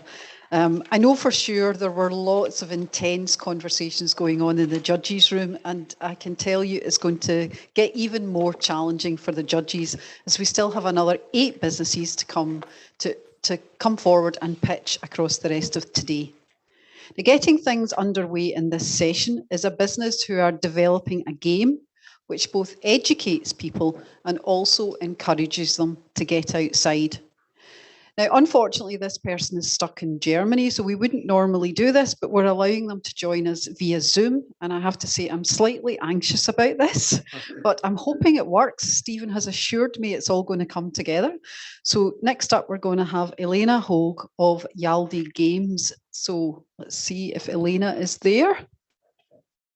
So I'm sharing my screen. Fantastic, Elena. I'm so relieved you're there. Perfect. Can you hear us okay? Yes, I can hear everyone. Brilliant. Okay, so when you're ready, just go ahead with your pitch, and just remains for me to say good luck. Thank you so much. Hi, I'm Elena, the founder of Yaldi Games. During the pandemic, I noticed that nature is a privilege, because the truth is that 1 in 3 of us don't have access to nature-rich spaces, that ethnic minorities are twice as likely to live in nature-poor neighborhoods, and that people with disabilities have faced severe challenges accessing nature.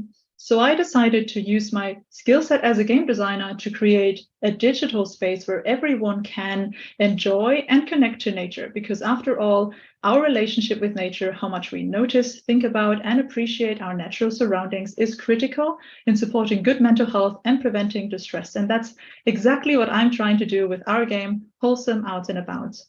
In the game, you can learn about plants and their specific identifiers, which is a skill that would cost you over £50 if you were to acquire it through workshops or books. You can also take care of your garden through permaculture and then cook healthy recipes, which you can then actually recreate at home, because our companion website will show you the step-by-step recipes. The life simulation market has been trending ever since the pandemic, but since it's a relatively new market, there's still a huge hunger for content. In fact, it's life simulators that are performing particularly well on Kickstarter, and all these previous hits have actually had the same marketing agency that we have. So we know that Wholesome can be a success, because not just because of its beautiful art style, but mostly because we focus on 3 very passionate niches of plants, foraging, and sustainability, which have a combined 21 billion views on TikTok, especially with our core audience of 18 to 35-year-olds. We've already grown a Discord of over 900 members with 22,000 wish lists, 45,000 followers, 550,000 likes on TikTok, and we had viral videos with 1.4 million views, all organically. Our marketing strategy is actually to focus on partnerships. So we already signed a deal with Creative Fabrica to bring them into our game, which you can ask me about later. And we talked to foraging influencers with a combined following of 5.5 million, who actually said that they would be thrilled to become characters in our game. So we have a talented and diverse teams, and all the essential roles are filled, and we have 4 amazing mentors that support us on our journey. With Scottish Edge funding, we will accelerate our Kickstarter and then release the game into early access for PC later this year. We will then expand it by porting it to different platforms and translating it into different languages, and then adding new features, new biomes, new cultures, and new partnerships on top. We've already won funding from several well-respected sources, as well as the games industry itself, so we are now looking for the remaining 100,000 to help us accelerate the Kickstarter and get the game to market. Thank you.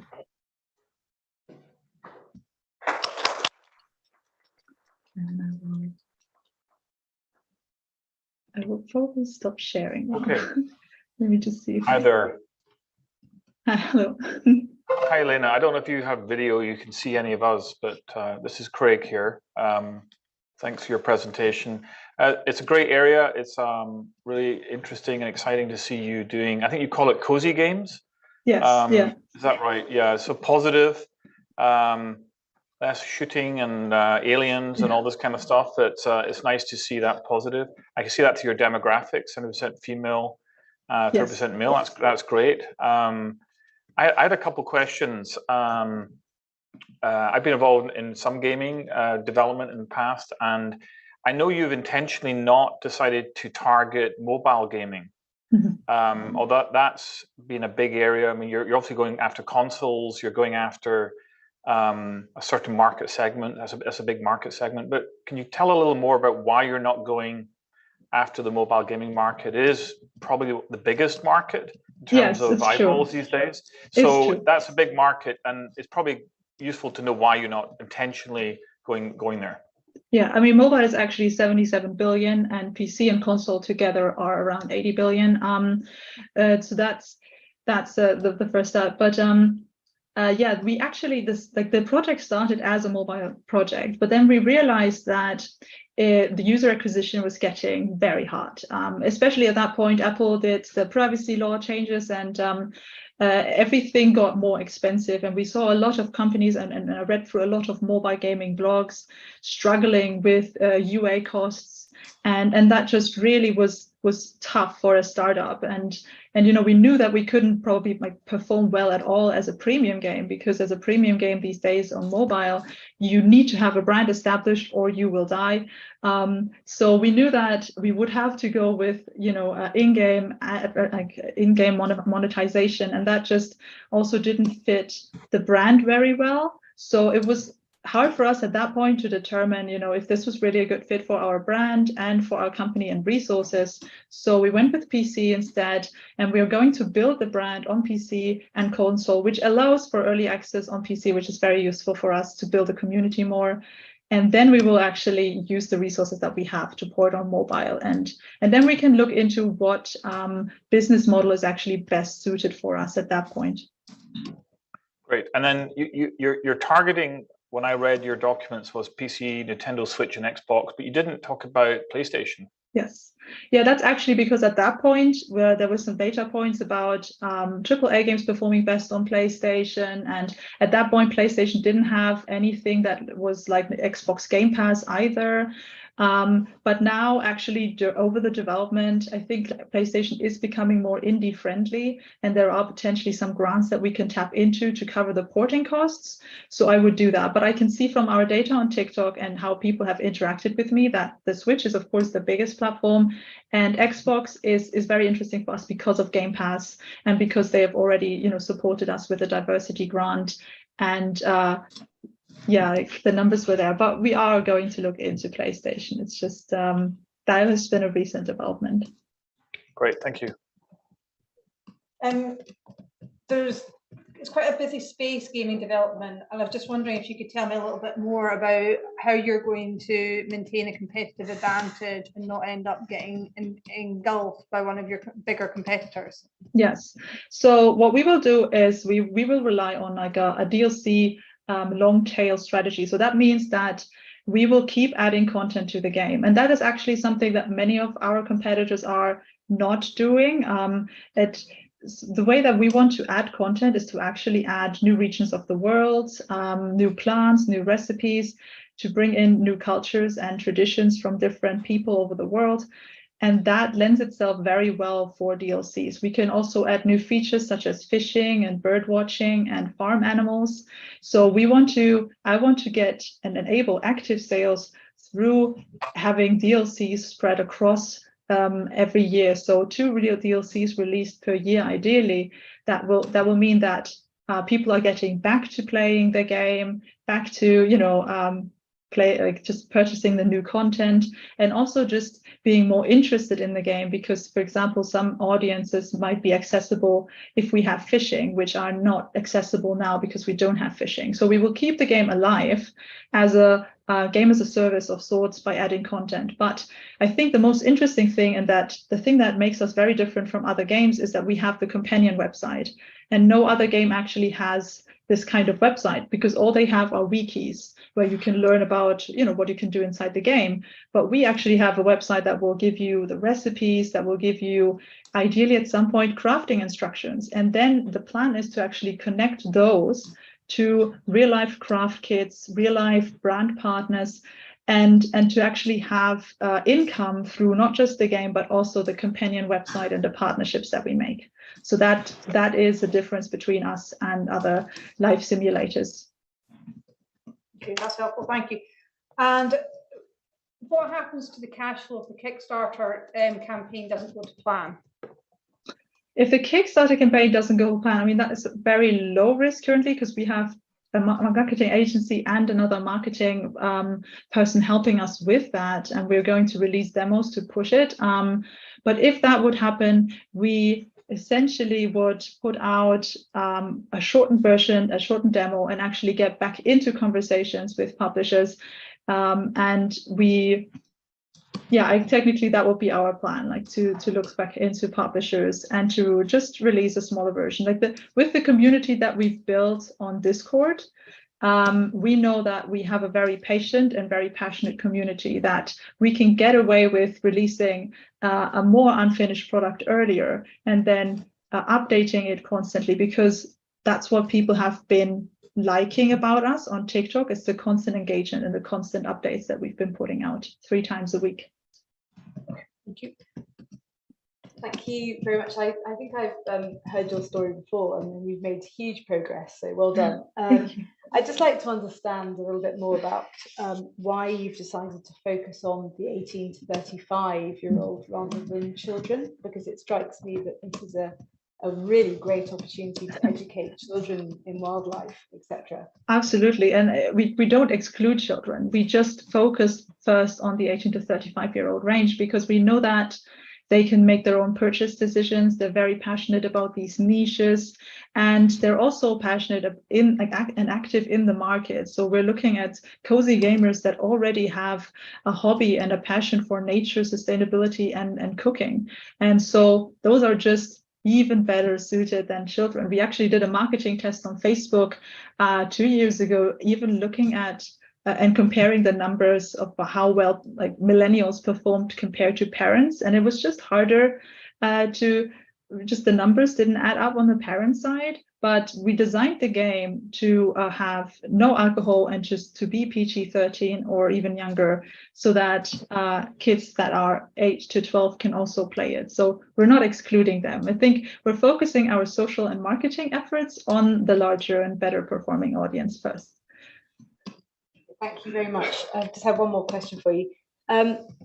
Just looking at the way you want to split the funding, should you be successful today, why have you decided to do that rather than focus the funding on one activity to get maximum impact from it? Split the funding. I mean, we are using the funding to support the Kickstarter, so that's marketing, and then also putting money into the game development.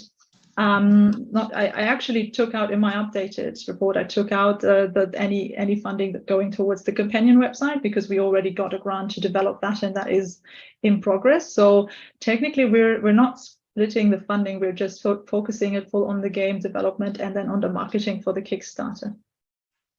And you believe you'll get maximum impact given how expensive it is to market and to develop? You're not sort of just focusing on one activity. Yes, because we have Becker Camp as the marketing agency, so there was actually an application process to get them and get a contract with them. So what we will do is just funnel the marketing budget into their hands essentially, and let them get better results with it. So we don't actually have to split any of our team's efforts at all. It's all going through Becker Camp as a marketing agency, who are experts and who have targeted our audience hundreds of times before and have had great results with it, as I showed the previous Kickstarters that they had on. So yeah. Okay, thank you. Because the time limit, I'll just keep it very short and simple. So what do you think the cost of acquiring a customer is going to be, and what do you think the lifetime value of that customer is going to be? Well, in PC and console development, those are harder to determine.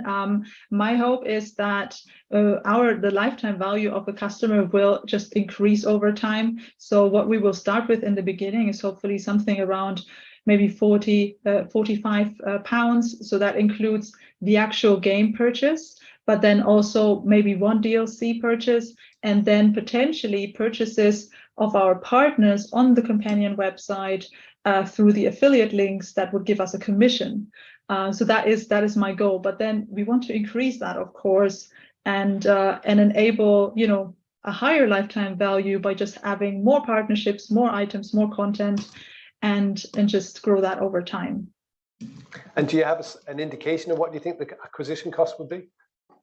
Acquisition cost for we're looking mostly at return on advertising spend, to be honest, and we're hoping that that would actually start out to be something around 500%. So that is with Kickstarters, it can actually be as high as 2,000% with the similar games that we're looking at. But with Becker Camp as an agency, we're looking at 300 to 500% return on advertising spend. Okay, thank you. Elena, I think that's us. So Thank you. Thank you for joining us. Thank you so much. Thanks, Elena. Thank you. Bye.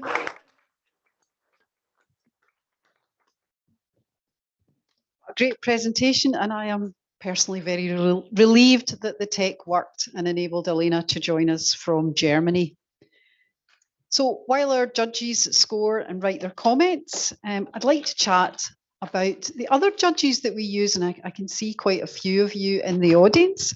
So as you know, at Edge, we utilise the skills and experience of around 70 to 80 members of the business community in every round. In fact, that is one of the first things that Stephen and I do at the conclusion of a round. While the relationship managers are onboarding all of our winners, Stephen and I start putting all the judges in place for the next round.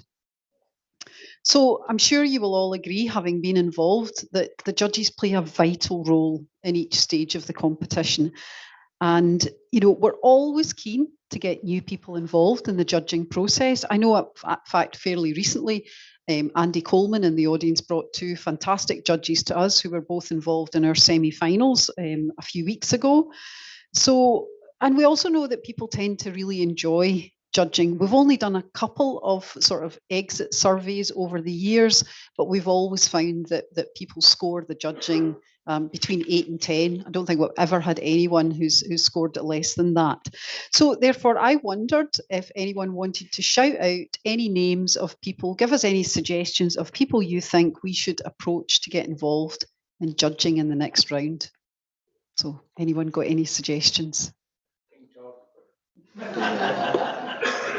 Yeah, you know, that's not a bad idea. He used to be my boss when I worked at the Prince's Scottish Youth Business Trust. So he did occasionally sit in on funding panels for some of the businesses that we supported. Don't know that I'd get him though. Anyone else got any suggestions? Everybody's very quiet. Fraser, would have thought there would have been someone within.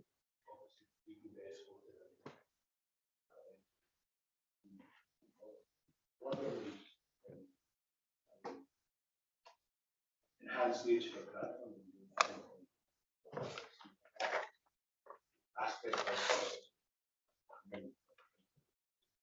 Yes, no, I think that's a good idea actually, because I don't think I think we've only once had someone involved from Innovate UK. So Maria, if you take a note of that.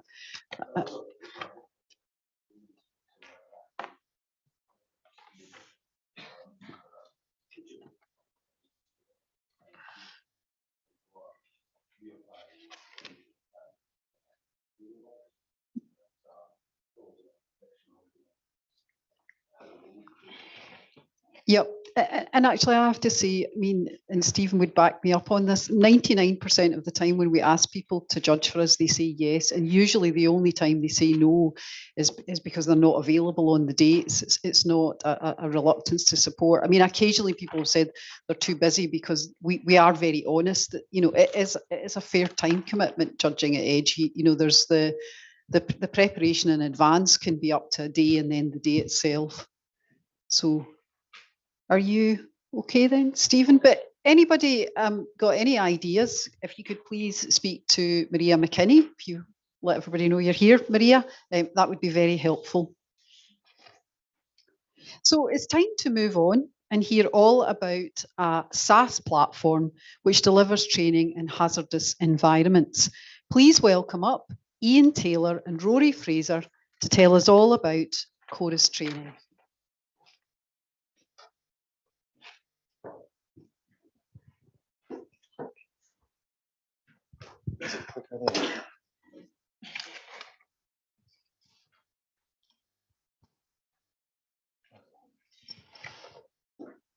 Okay. Last year in the UK, 60,000 people were injured at work, according to the Health and Safety Executive. That's 36.8 million working days lost at a cost of £18.8 billion to UK PLC. 123 people died. That's why it's a legislative requirement when you work in hazardous industries, you must prove your people are compliant and competent. But proving competence can be a complex tangle of PDFs, software, applications, spreadsheets, file folders, emails, and I've even seen WhatsApp messages. Add to that, the workforce of the future is changing. With the energy transition, we're experiencing a substantial divergence. For example, the number of people working offshore oil and gas is going to go down, renewables is going to go up. The future workforce pool will need to be competent to work in a number of hazardous environments. We worked for the largest training provider globally in wind and oil and gas. We saw customers struggle. There had to be a better way of mapping, planning, and delivering a competent team. So we started Chorus. My name is Ian Taylor, and I'm the CEO. I'm Rory Fraser, and I'm the CTO. At Chorus, we provide everything you need to improve safety, stay compliant, and demonstrate competence. We produce all our own e-learning for bespoke projects and the continuous development of our compliance library courses. But we're not an e-learning company. We're a software business with all the tools in one place. We're experts in process combining learning delivery with full compliance and competence management. We work with subject matter experts and we're passionate about emerging technologies. We're experienced in adaptive learning for content delivery and blockchain for certificate management. So why is this important in terms of energy transition? Currently, all the activity is focused on skills and training, but we're ahead of the curve. When you work in hazardous industries, you need to demonstrate compliance and competence. This is where Chorus come in. To some, this might sound boring, but demonstrating compliance and competence is fundamental for safety in hazardous industries. Investment fundamentally changes the course and scale of our business. We have started well and we've signed up some flagship customers. We've opened routes to market in the Middle East and Brazil. Calagas, National Grid, Briggs and Ineos have all signed multi-year agreements. But we're generally working a bit hand to mouth on smallish contracts on a cost plus basis. Investing in our capabilities isn't as high as we'd like and our margins are lower than we'd like. With Scottish Edge funding, we want to unlock the value of our sales pipeline, increase our development team, gain further training accreditation, and boost our marketing, become a true SaaS business, moving us from plateau to growth and grasping the opportunity of the energy transition. Scale at pace, and the reward, UK and international employment, UK national revenue, increased Scottish employment, and the capture of market growth.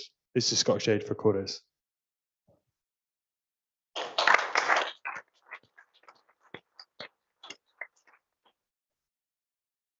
Thank you for that. Can you tell me about some of the other companies in this space and that are doing training in health and safety?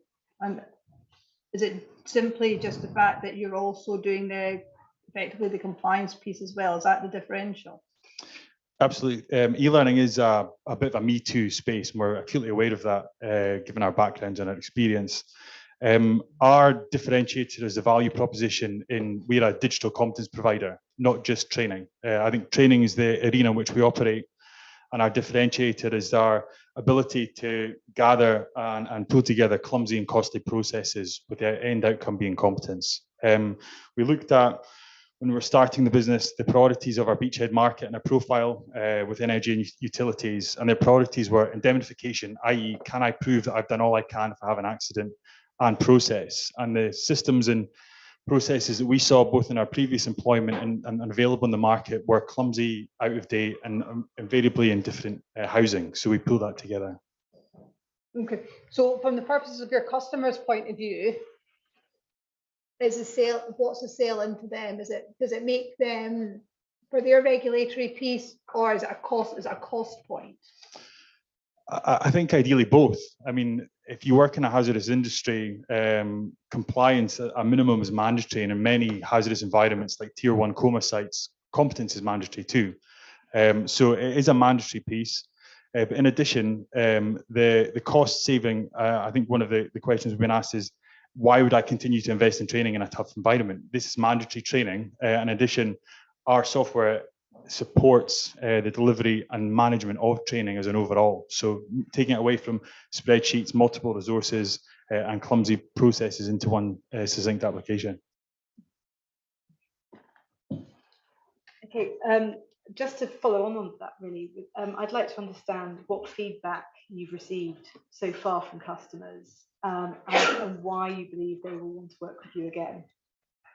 Well, we're quite new, so in terms of, again, we've signed up. I'll give you an example of the likes of Calar. Calar, we're quite digitally immature, so even though e-learning is a well-known concept, compliance and competence generally aren't. There are a lot of sectors, particularly in the utility sector, that are still very digitally immature. So we worked with Calar on a site induction e-learning course, and then looked at their processes in terms of how the men and women join the site. So they have to do a mandatory site certificate before they're allowed entry through the gates. What they were doing was they were going, feeding back to a central call center, being asked to enroll in a software done centrally by 2 or 3 administrators, and then the certificate was being sent back to that person's employer or Calar Gas's employee. So what we did, we looked at their processes. We said, well, actually, our application is delivered as a learning management, learning experience, but also compliance management tool. So we managed to tie that up in quite a neat process for them. And I couldn't tell you exact figures or savings, but resource-wise, they managed to save significantly amount of people that are administering it in the background. Okay, thank you. Just one other question. I saw in your application that you'll be giving 15% of your equity away, yeah, for 150,000. That's quite a chunk. So apart from the money, what does that investor bring to the table? Well, we came down from Aberdeen today. We went to an angel investment network group based in Leeds because we know I think energy transition in Aberdeen has a vested interest in its own backyard. So having worked across the UK and internationally, we wanted to expand our network out with the immediate Aberdeen and Scotland area, and going down to central England was key to us. So we're looking at a syndicate which is led by an investor who's worked on FTSE 100 utilities business. So access to network, running a business and support was really important for us. So it is a chunk. We haven't finalised it yet, and we're at term sheet stage with the syndicate. But we felt it was a valuable part of our journey, and we didn't want to get to the point where we were necessarily going to several tiers worth of investment and spending most of our time seeking investment rather than growing, expanding the business. So if we can go in early, expand, and then look at maybe doing tier 2 as a VC or PE funding, that's what we'll do. Thank you. So your pipeline had 1.8 million in the pipeline. 2.2 now. That's what they answered my question. What's the sales cycle like then for you guys? We profile. Sorry, I'm the sales guy, so I'm going to take over. We profile our customers quite heavily. Whales, tuna, and salmon, and their acquisition process is different for each one. The sales cycle, we can sell quite small volumes to smaller customers. We can count them as salmon, in which the sales cycle can be anything from 0 to 3 months. It can be overnight. Tuna is a bit different, 3 to 6 months. They tend to spend up to about £80,000. And then whales can be anything for a 12, 18-month acquisition. So we target them and we're part of the reason we're looking for marketing boost is to help with that automated sales cycle for those customers we don't necessarily need to have too many touch points with. Okay. Does that answer your question? Yeah, because so I noticed you had one person to manage, say, 400k. I'm working that as about 12 to 14 customers per account so manager. the average customer spend, and this is not based in quota, so bear in mind we've only been trading since August, so that's based on the last 10 years of experience with our working this kind of thing. Okay, thank you. You know, a past life, I actually built a platform doing what you're doing. We had about, 5 million users. It was the first in the world of its type in the US. It's not a new space, right? What I was doing was compliance and making sure legal compliance was there. You're going after slightly different. It's safety and hazardous sector compliance, but it's also got a legal twist, but also, general training. It's a big area. I'm surprised nobody else has really dominated this yet. So maybe it's overlooked. But your growth rate was really low. You only had 6.9% annual growth rate. I thought that was really quite unambitious. I would like to get your thoughts on that. How many users have you got on the platform right now from your anchor customers?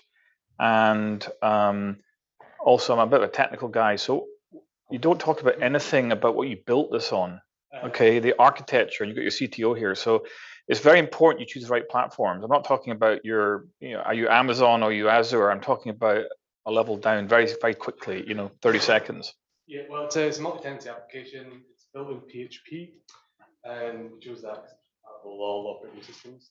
Laravel framework, MySQL database. It's a microarchitecture, so we built it for scale. So we've got APIs talking to databases. It means we can use .NET and we can use PHP. Microservices, basically, yeah. But yes, a number of users, 6,000 pretty much per customer at the moment on the flagship customers. But bear in mind, we've just enrolled. Start of the year, we took them on at the 4th of January. We started. I just want to go back to your point about growth rate in terms of what you're referring. Just the documents I got. You had 6.9% annual growth rate, PA. We can talk about it later, but that's what I read. Maybe I misread it. Well, so I mean, we're projecting revenue 1.2 million in year 3. Are you looking at the same document? We'll look at it later. Yeah, just because it's one of the we get asked quite a lot about our growth rate being quite ambitious. Oh, really? Okay. So perhaps we're looking at the same different numbers, but I think what we said in the form was our based on past experience, approximately 65% of our revenue we anticipate being annually recurring. Therefore, adding new revenue on top in the case of sales and marketing and looking at our sales development relationships and how we build those. So yeah, we build up from a steady platform just now and grow from there. Okay. And I think I'll just go back to your point about compliance. Compliance and competence are different. So competence is the demonstration of your knowledge and skills and understanding, which is mandatory in hazardous industries, and that came into effect as a result of the Lord Curran inquiry following Piper Alpha. Compliance is your ability to go to the site. So if you use an oil rig as an example, or a wind farm, your ability to get on the helicopter is compliance. Your ability to do your job is competence. Does that make sense?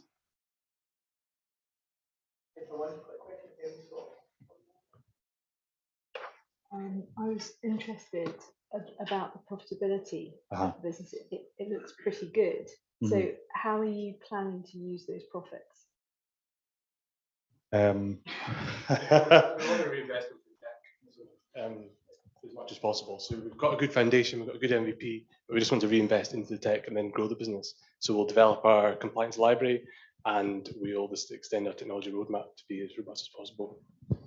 I think on your point there, I think we anticipate being profitable in the long term, and I think that's why we're here. It's because we recognise we need to invest significantly in our capability in order to unlock that. Can I ask one more question? Very quick question. We're out of time here. Why is there such a disparity between your UK customers paying you 5,000 to 10,000 a year PA and your Middle East drillers paying 210 to 340 a year?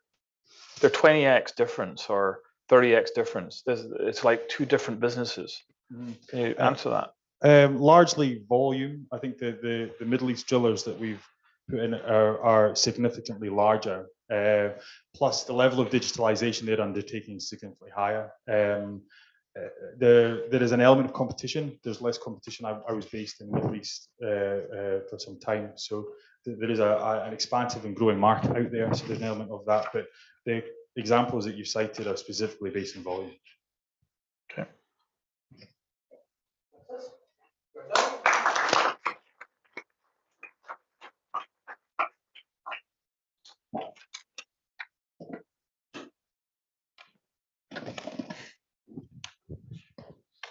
So well done, Rory and Ian, and let's hope you've done enough to impress our judges today. So that's us now halfway through today's final. So feels like a good time to get some of your thoughts on how the final is going. Would anyone like to give us some thoughts on the businesses, how this compares to other finals you might have seen, and how do you feel this is working as a venue? So I did get a few comments over the break. So you know, it's quite a bit smaller, a bit more intimate. You know, hopefully you feel a bit more involved. So anyone want to say something? Barbara, what about you? I'm just reminiscing of the days that we used it for Harvard lectures, so that's giving me chills thinking about that. I think what's been really good, so in the break, for example, I got to see firsthand one of the later presenters show me the equipment I was working. We don't get much time to do that in the bigger auditorium. I think that's brilliant. The presentation so far I think has really been spot on, brought to life what the challenges are. Big task for the judges today. Yep, absolutely. Anyone else? What do you think, Michiel? Yeah, well, I said, I think it's a bit more easy to talk to people. It's a bit more easy to do follow presentations. Yeah. I quite like it. Okay, yes, because you know, obviously we're always trying different things. It's whether we do this again next round, because what we found is that in the past, you know, we used to cram about, how many did we do? 24, 25 businesses in one day. So judges, you should count yourself lucky that you're only looking at 12, and it was exhausting for the judges, exhausting for the team, and actually pretty exhausting for the audience by the time we actually got to the end presentation. So this, I think, is a bit more civilized. So any other comments while our judges complete their scores?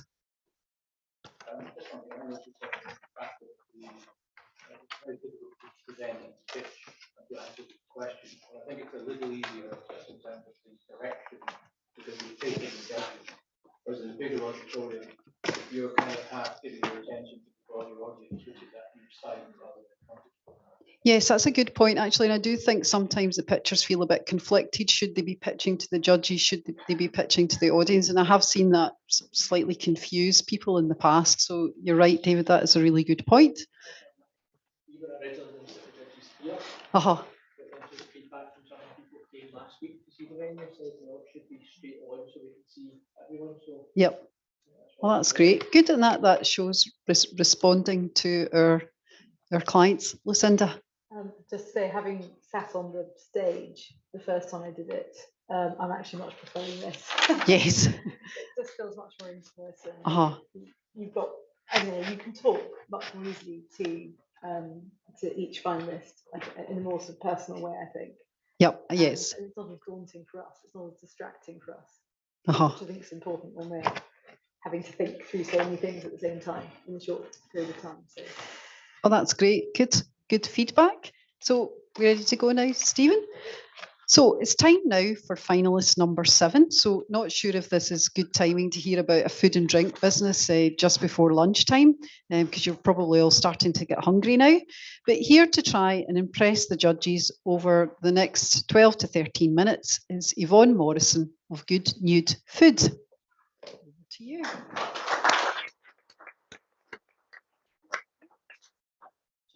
Yes, yeah. I want to take them over. For lunch.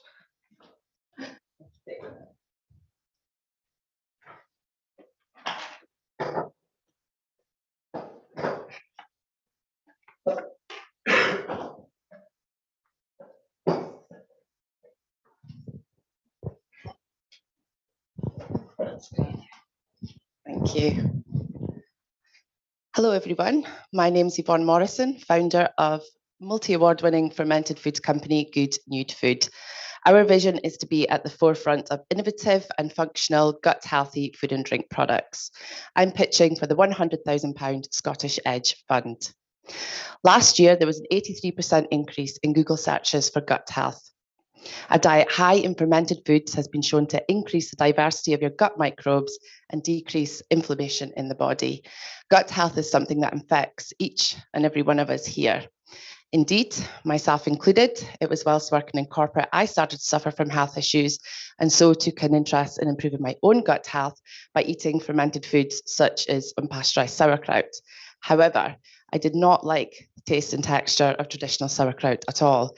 I was looking for something that was crunchier and fresher tasting, akin to a coleslaw, but with all the health benefits of live sauerkraut.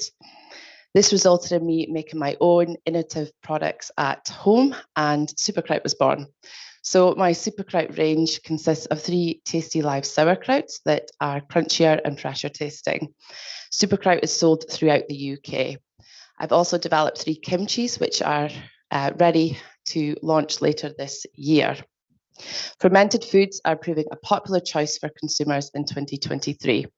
Searches for fermented food on online retailer Ocado's website doubled earlier this year, rising by 139%, making it one of their most searched for terms. Our Superkraut range is currently listed with 4 UK distributors who supply hundreds of independent stores across the UK. Online, we have almost 500 repeat customers signed up to our Superkraut subscription box. We have pitched to the Co-op, Ocado, Booths and Whole Foods, as well as been accepted onto the exclusive Amazon Launchpad Accelerator programme. We are passionate about developing gut-healthy products that are good for consumers, and I really want to be able to supply the demand for them. However, we are not able to supply the demand without the capital necessary to upscale and increase production. I had twins the same week I launched in 2018. It's a bit of a dated photo, sorry. And I've steadily grown the company since then. Since having my twins, our team has expanded and sales are almost £200,000 this last year. Since winning Young Edge, I've expanded the company and we've won numerous prestigious awards. We have over 17,000 followers on social media. I've appeared on BBC Dragon's Den, and we drive sales value to the premium functional food market. Having my twins gives me the drive to grow a trusted and successful Scottish brand with aspirations to export internationally. We have the edge. Winning the £100,000 Edge Fund will absolutely transform my business growth. It will enable us to upscale the production, extend and diversify our ranges, and therefore meet the growing demand of this major food trend that we currently cannot keep up with. Thank you.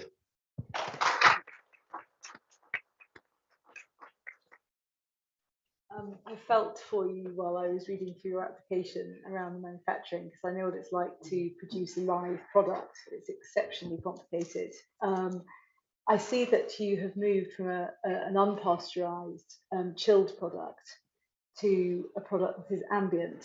Has that had any impact on the product itself? So the Superkraut range and the kimchi range will all be live and unpasteurized. We have the drinks range that I'm currently developing with Queen Margaret University. That's going to be pasteurized, but it'll still be fermented, and we're creating like vitamin enzyme bundles and minerals and added fiber to add to the drinks range. The drinks range will be next year, so we still have a lot of feedback. We're doing a soft launch with our trials with the Startup Drinks Lab this summer, and from that we're going to get a lot of feedback from our current subscription box holders, our VIP customers, as to what they think of it before we do a launch. So that's the pasteurized side of the business, but the fermented, unpasteurized is the food side. Okay. And how close are you to the development itself? The development of the drink? Products, yes, of the products. And QMU are obviously quite involved. So how close are you to that development? So we finished the one flavour with QMU. So that's finished. We got interface funding, so that had to be finished by the end of March. And then we've got our trial runs with the Startup Drinks Lab to do 4,000 litres this summer. So I didn't put the drinks up because it's quite a small ask of the Edge money overall. We're going to be using £10,000 of the £100,000 to further develop the drinks. Okay. So the reason I ask is when you go into scaling, which you're about to do, how much involvement will you have from QMU while you scale? Because it's a very different thing to producing something in the lab, particularly when it's a live product. So just wondering whether you will be overseeing that yourself, or whether QMU will be helping you, or whether you're hoping the manufacturer will just know what to do. So in relation to the Superkraut, I submitted a confidentiality document just because I'm bound by an NDA with the upscaling of Superkraut. That technical team is like, I have no issues or worries about them because they've been in the business for a long time.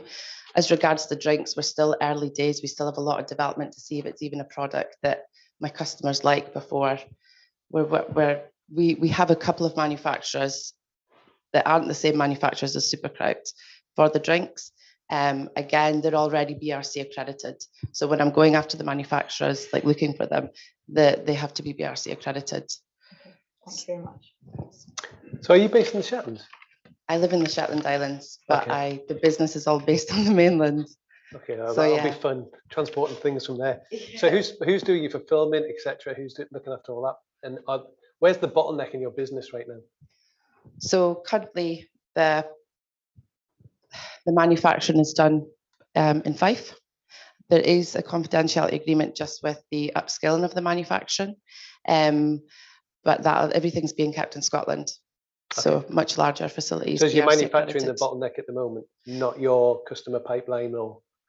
So how do you mean? So my manufacturer is also my pick and packer. So, but we've hit a glass ceiling with him, so we cannot produce anymore, and we've been like that since January. So I had a digital growth manager that started with the company in July, and we increased our Superkraut box subscriptions by almost 700% in that 6 months, and then we had to completely stop. We switched off all online orders. We've had to turn away Whole Foods booths.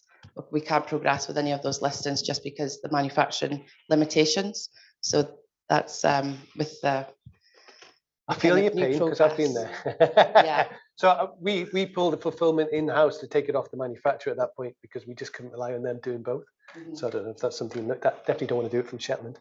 That piece. And in terms of your I guess your limitation. So how much is direct to consumer right now, and how much is it retail? What's the percentage roughly? So because Luke started with the company in July, since July until April, there was £93,000 in sales. Most of that was done up until January, and then we just had to stop because we just have to service our current customers. We can't take on any new customers at all. Prior to Luke starting, it was very much more wholesale to online, but we really have seen massive growth, and we're hoping that the next 12 months we're going to be focused on online growth with our subscription box launching onto Amazon Grocery, so that will be the bulk of the business, and we're growing that customer base, and we have that cash coming in, that healthy cash flow as well. Yeah, cash up front, which is always nice. Yes. Yeah. Thank you. Does that answer your question? Yes. Yeah. Great. So you've been at this 5 years. It's been a long haul. I can tell, hard slog being an entrepreneur, like it often is. And you're projecting 1.5 million revenue in 3 years' time, I believe. So that'll be 8 years you've been doing this. You've got a product people want. Two things. Why are you going overseas to Australia, Middle East, and places like that? That's a distraction. You can't even fulfill your local market right now. You've got to get your supply chain scaled up to meet your demand. There's nothing worse than turning off orders, right? And you're very protective about your equity, right? You're worried about losing control of your company. You can do things to protect yourself from losing control of your company. And maybe you should be looking for that capital, because I think the capital will come because you've got a very interesting adoption curve. But if you miss that window, you're going to be really, your timing, a lot of it's luck, but if the timing and demand is there, you should go for it, because a year later it might not be quite so receptive. So any thoughts on that? Absolutely. So the fermented food and drink category is a growth category, and it's a major food trend just now. There isn't data specific to the live sauerkraut market in the UK. However, in Western Europe, sales are increasing by 38% yearly, and this is expected to grow at a rate of 6.35% between now and 2027. And this isn't a market that's estimated to be worth $989.2 billion US by 2032. I've seen just, even from 5 years ago when I started, I was heavily pregnant with the twins when I went Young Edge, and I launched exactly a week before. And the first couple of years, really all I could manage was just to have a wholesaler, my one kind of steady wholesaler. And then when COVID hit, that's when we focused online and really started to grow. And in the last since July, 10 months, then I've started to take on my commercial manager who's worked with blue chip companies, who's going to help us scale up, and our digital growth manager who I've has helped as well with blue chip company scale up. The export is only in year 3, so we don't have a robust plan for export just now. It's very much an ambition of mine, but there's going to be a knowledge gap as we scale. And at that point, I'm going to take in somebody to advise on which markets are best to go in. And I did put in year 3, you know, it would be in the initial application for drinks. It is an ambition of mine to export. That is way easier to export the ambient drink with the long shelf life than the chilled product. It's far cheaper as well. But which markets we go into, I'm not sure yet. I'm not sure. That's something that we'll have to figure out, and I'll have to get advice on before we look internationally. Go on. My good question was just around the timing as well. So, been trading for circa 5 years, and you've got to 200,000 turnover and 500 repeat customers. What's the key factors here that's going to allow you to scale this up? So you're going to hit these your kind of 8 numbers in 3 years from now. So that is covered by the confidentiality agreement, a lot of that, but hopefully, did you pass on to the judges? I mean, with the manufacturer, the VR accredited manufacturer, will be able to produce to those levels. They're already supplying into the major retailers, into chilled.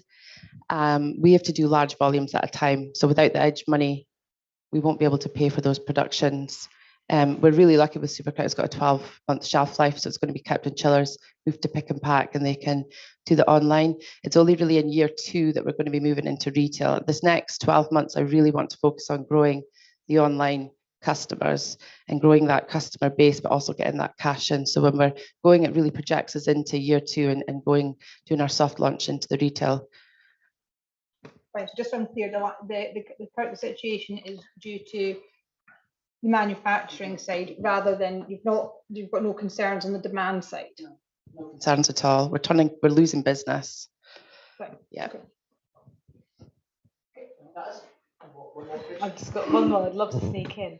Why are you looking at 2 categories, 2 very different categories at the same time when you're trying to establish your Supercrowd business, which sounds fantastic? Why are you looking to bring drinks into that as well at this stage? That's a good question.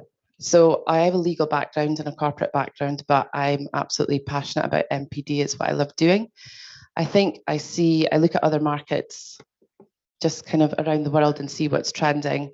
There's been a huge boom with kombucha in the UK. So it's a similar product to kombucha, but it's something that's big in the States already that's not yet in the UK. And it's something I've already developed at home. But now there's funding available, you know, with Interface, we were able to get that funding to develop it. Why not use our current customer base who are already tuned in to fermentation and kombucha and the likes?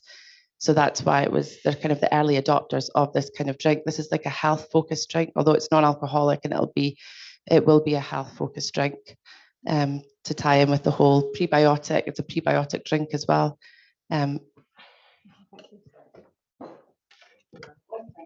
Thank you for your time. Thank you.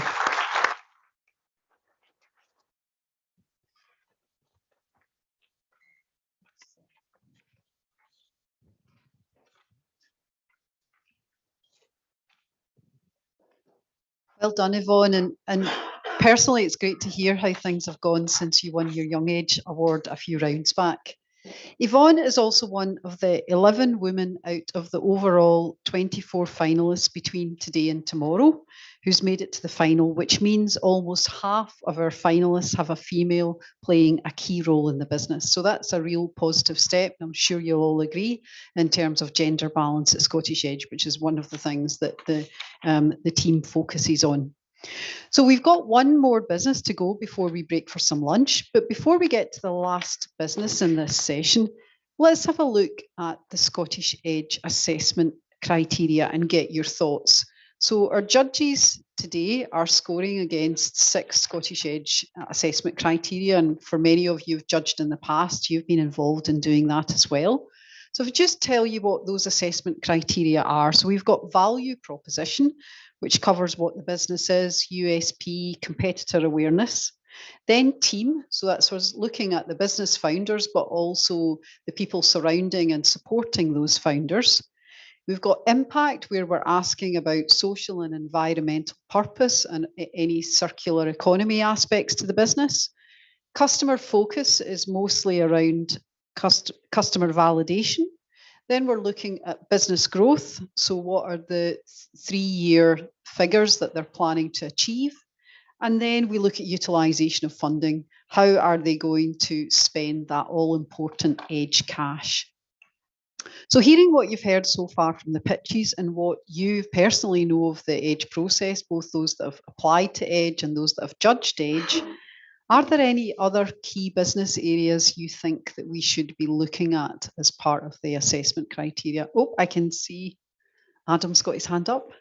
Well, my immediate observation is something that I've thought for many years, Evelyn, as I have discussions with businesses going through the process, is how can I get any more into my 3 minutes? You know, because what you've just listed there is, you know, a hell of a lot of those businesses that are putting their pictures together today. I'm sure they'll agree. So my challenge back would be actually, is there anything that you can take away? Probably not. So I guess it's being subjective about that whole list and, you know, just trying to take a view on it. I mean, because it is quite a long list. It is, yes, it is, and that's been developed over the years. I mean, these are different ones from the ones that we started with. Yeah. So we have actually changed them over the years. Any other thoughts? Oh, hi. Sustainability is a thing that sometimes we just pay lip service to. When we're talking about exporting, because exporting takes up energy. Maybe it's there's a justification for expansion in the 2 or 3 years overseas. How is that going to impact the carbon footprint? Yeah, so taking the sustainability questions and tying them back into the business growth potential. Yes, that's it. But what's going to happen to your sustainability if you start exporting? Yes, no, that's a good point. Okay, I think we've got everything. Have you got everything you need, Stephen? That's great. So thank you for your suggestions. So okay, so we've now got the final business to present before we stop for lunch. And the final presentation in this section focuses on dog food. And I know there'll be quite a few of you out there who are dog owners and will be keen to hear more about the country's first freshly prepared insect-based dog food. Now, as we've heard this morning, Mark from Bella and Duke is also involved with dog food. So we've asked him not to participate in the judging process for this next finalist, and what we'll just do is take an average of the other three judges' scores to bring this particular picture up to the same level. So please, can I now ask Harry Bremer of Tugs to come up and try to impress the judges. Good luck, Harry. We want to hear more about those insects. Cards to show you. You're going to see some of the, don't have any samples for you to try. Thank you. You probably can manage without it, actually. If anyone can't hear me, let me know and I'll leave the mic or shout loud. Okay, great. So, hi, my name is Harry Bremner and I'm the founder of Tugs. So 2 years ago, I had the opportunity to study the dog food industry and I learned two things. One, that pet food accounts for up to 30% of the carbon emissions related to food production. And two, that over 80% of dogs in the UK eat highly processed dog food, dry food, that is bad for their health. So, our revolution starts with fresh food. So compared to industry standard dry kibble that is processed using extrusion manufacturing, whilst being inappropriately balanced with macronutrients and engineered for a shelf life of up to 2 years without refrigeration, our food is freshly prepared using a mixture of fresh meats, fish, and a secret superpower, whilst cooked at low temperature of 110 degrees for 20 minutes. Our food is then frozen to retain the nutrition, and then remains frozen when delivered to the customer and is kept in the fridge freezer. There are numerous advantages to feeding your fresh food to your dog, with a recent study by Dr. Gerard Lippert showing that dogs fed freshly cooked food live, on average, 32 months longer than dogs fed processed kibble. However, our recipes are different. We have a secret superpower, which is insects, of course. We make our recipes out of insects to reduce our reliance on livestock and make more sustainable products. Sustainability is at the heart of our brand, and we're pioneering the use of insects in freshly cooked dog food. The insects that we use, black soldier fly, are nutritionally comparable to beef, but with 4% of the carbon footprint or paw print. This way, we're reducing our reliance on livestock without compromising on the nutritional composition or the quality of our food. At the moment, we're a small team of 4, which comprises of myself, Grace, who's our founder's associate, Louis, our tech lead, and Jen, customer services lead. We're also supported by a fantastic team of advisors, 3 of which include the renowned dog breeder Charlie Thorburn, our lead investor, which is the Burgess Group, one of the largest pet food manufacturers in the UK, with over 300 years of experience in the industry, and Pierluigi Consolandi, who is the CEO of Dog Heroes, the leading fresh dog food company in Italy. We launched only 7 months ago in September 2022, but we've achieved a lot in a short space of time. We were winners of the Young Edge Award last year. We raised a £500,000 pre-seed in February of this year. We were awarded pending B Corp status just last month, and we've won other awards such as Scotland's Pet Brand of the Year. Since launch, we've had great traction, displayed by our metrics on the screen. We grew 38% in March, and we've shown consecutive months of growth over the last 6 months, feeding over 50,000 meals to dogs in Q1 2023 alone. We have ambitious growth targets, and we aim to reach profitability by the end of year 3. We've identified means to improve our gross margins considerably through this year, through reduced fulfillment, shipping, and packaging costs as we scale. And I'm proud to say that we've hit all of our key targets to date. We recently created our Trustpilot page, and we've been delighted with the feedback so far, with over 96% of our ratings being 5 stars. So thank you very much for listening. I look forward to your questions.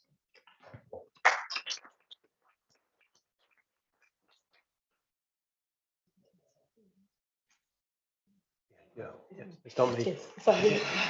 Sorry, Mark. Yeah, getting out of. Anyway, thank you very much. That was really, and I love your website. I think you've done a brilliant job. It's really engaging. So well done.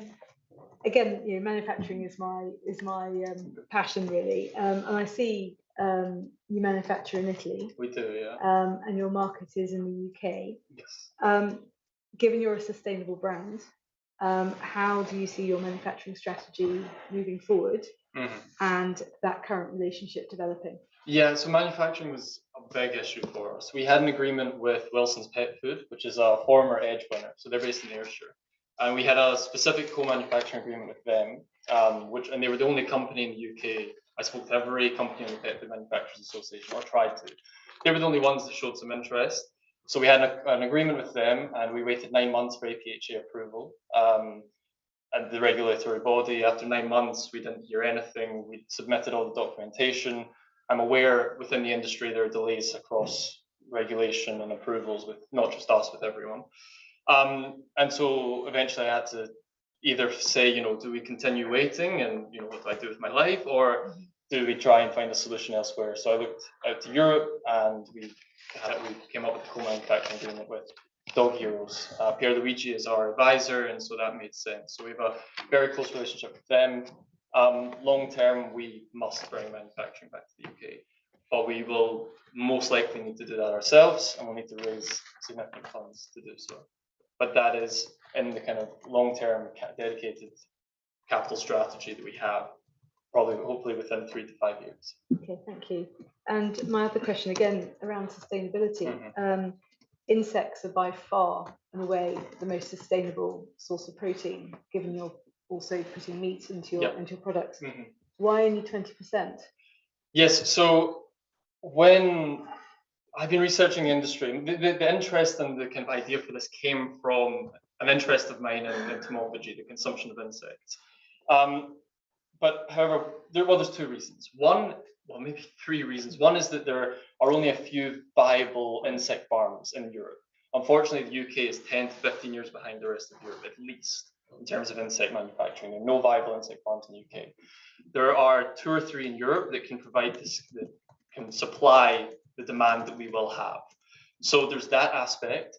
The other aspects of the research, it's a very novel protein source, and we want to follow the research. At the moment, there's been research that shows up to 36% inclusion of insect protein in dog food has good bioavailability, palatability. We want to follow that. Also, in the market research that we did, before launching, I spent a year testing the viability of the market. In fact, it was my dissertation at business school for my master's. And I spoke to over 350 customers in a target audience. And whilst it confirmed that our target audience has a propensity to purchase more sustainable products, they won't do so if it compromises on the quality of the product or the nutritional value of the food. And it wasn't that they disliked the idea of insects, they just weren't familiar with it. It's a big educational piece for us. And so therefore we use 20% with a blend of meat and insect because it's what the customer indicated that they'd be comfortable with. Okay, thank you. Thanks. Oh, okay, sorry. Very interesting. Insect proteins being, high profile all over the world. People like John Chambers at Cisco is very adamantly a believer in that humans are going to be consuming a lot of insect protein, and I think you're right, we're quite far behind here in the UK. Yeah. Couple of questions I had is, you are quoting 30 to 60% growth per month right now. Is that correct in your sales? Well, that's what we had in March. Yes, right. From revenue. Yeah. And something happened in February. Yes, in February we ran out of stock. So we were not selling for 10 days. So our results in February are actually, if I may say so, quite good considering that we were. But people were patient. They waited to the next month because you had more than your average. It was only for about 10 days right. we weren't selling. Right. So. Okay, and you do custom meal plans per dog? Yes, so we have a proprietary algorithm that you put in metrics about your dog, age, breed, weight, neutered status, etc. And we work out exactly how many calories per day the dog requires, and we send that out on a subscription basis every couple of weeks. Is that expensive, complex for you to do? Because basically you're doing bespoke per animal, per order. Yeah, well we are, but we only have 4 products. We have 4 recipes which are on the back of the menu card. So we don't have any treats, we don't have any supplements at the moment. So it's simplistic from the point of view of the actual products that we have, and we only have 2 pouch sizes. So we're keeping it very, very simple at the moment. We have 8 SKUs, therefore it's not, whilst all the meals are tailored for the dog, you're only receiving 1 of 2 pouch sizes of 4 recipes. So we tell you how many grams per day you should be consuming and how much of the pouch to use. So it's not as if we have 100 SKUs. You're projecting in 3 years you'll be at £3.5 million, but only 150,000 profitability. Why so low? Well, the reality is it's a very expensive product to manufacture, to fulfill. It's a bit of an economies of scale game, and we're seeing that already. In the next 6 months, we've already identified ways of reducing our packaging costs by 30%, our picking costs, so the fulfillment costs, by 66%.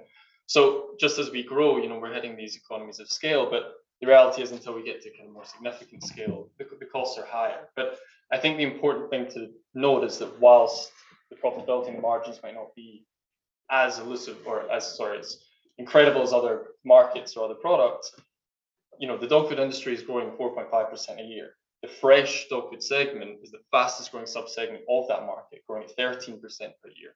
So only 3 companies in the UK, including us, that make freshly cooked dog food frozen in this way. So whilst, the opportunity, what I'm trying to say is the opportunity is there.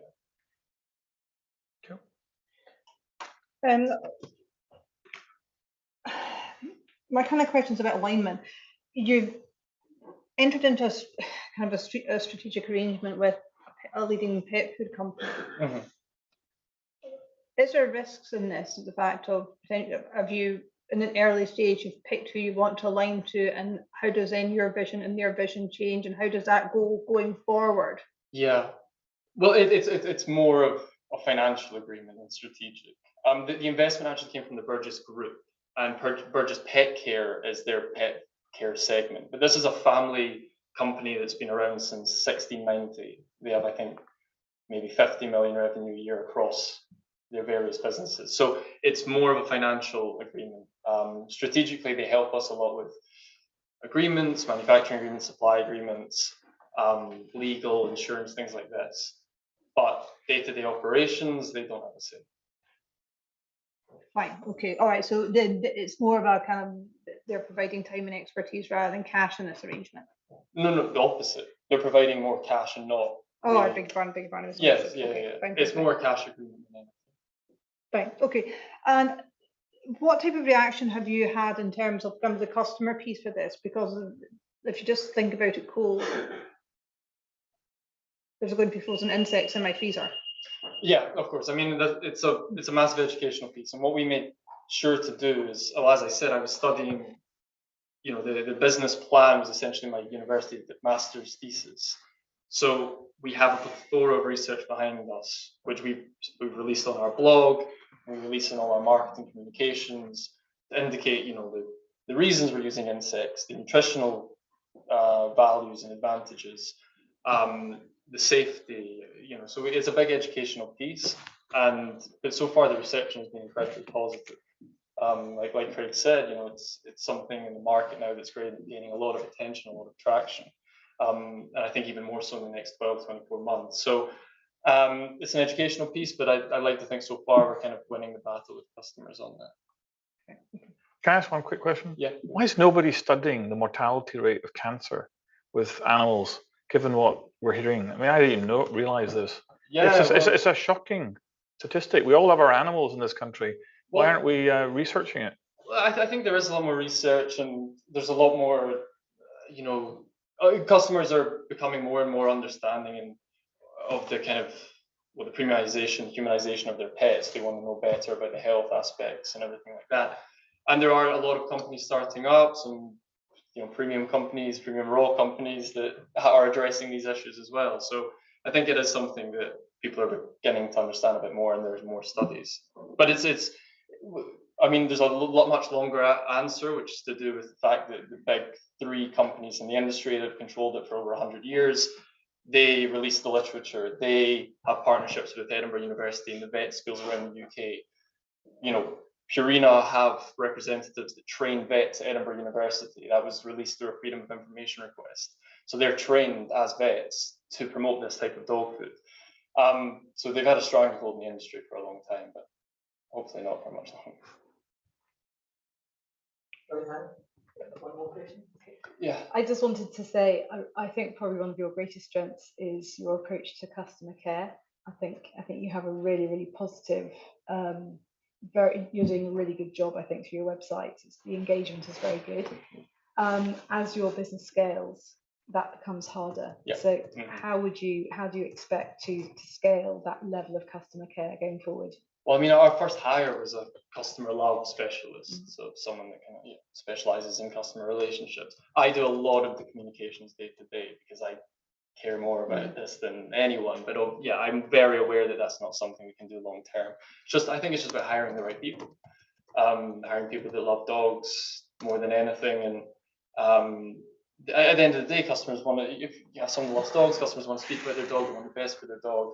So I think it's probably just about hiring the right people. You'll end up with an army of customer care people. Yeah, I think so. Thank you. Thank you, guys. Thank you.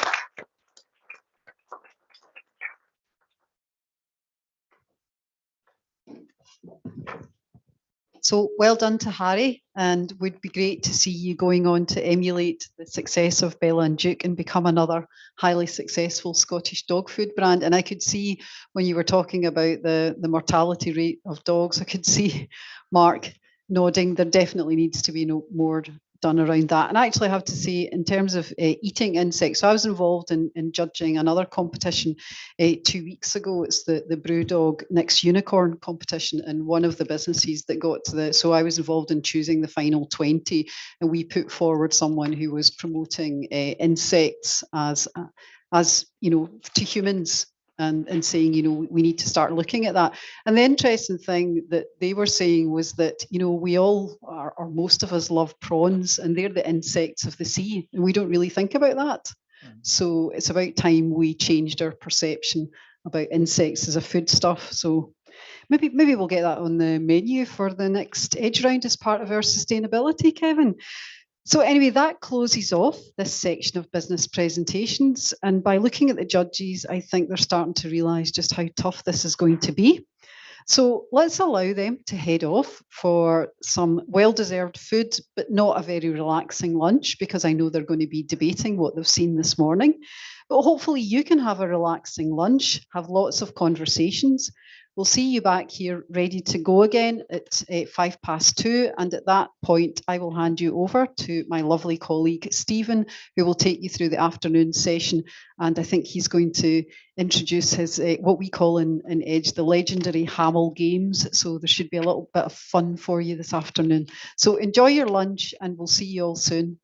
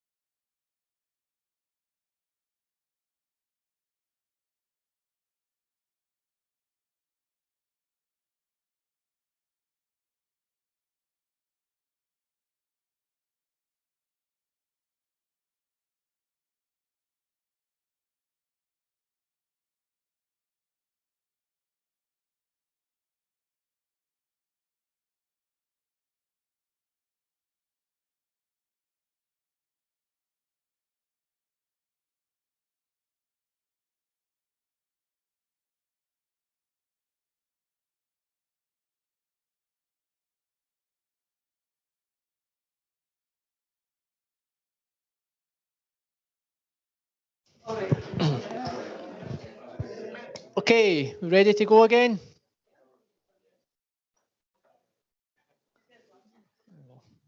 Actually, two judges trying to run away because it's been so hard in the room. So they're just making their way back in. So welcome back, everyone. Hope you had a nice lunch. Hope you enjoyed the food. Hope you enjoyed the chat. One of the things just to highlight to you, one of the things we've been working at Scottish Edge is our sustainability policy. Just looking at all the ways we work in our day-to-day activities in terms of our travel, sending an email, all these things. And one of the things we've been looking at is how we deliver our events. We've been measuring the food, the travel around the different events we've had. And one of the things we've looked at today was just how can we make that better? And today's menu was all vegan, fully vegan. So hopefully there was something in there for all of you to enjoy. And we'll continue to do that as we go forward. So we are, and it's something we're going to publish our sustainability policy quite soon, hopefully. Kevin? Yep, hopefully next week. Yeah. We've just been a little bit busy putting this together, so we've had a few things on our plate. I've been in the judges' room in the last hour, and there's been quite a bit of healthy debate. As I said, two judges tried to run away there just so that they didn't need to keep putting themselves through this. We didn't quite reach handbags at dawn, not quite, but we've still got 4 more to go to bring us to that stage. So I think we're ready to go again. We've got another 4 businesses to see. We've seen 8 great ones so far, and I'm sure the 4 we see will be equally as good this afternoon. So I think we're all ready and settled. So without further ado, let's get things going. So next up is a business that's going to tell us all about the quality of the air that we breathe and how healthy it is for us. So here to explain all are Craig Easdale and Danny Kane of Nuku. So good luck.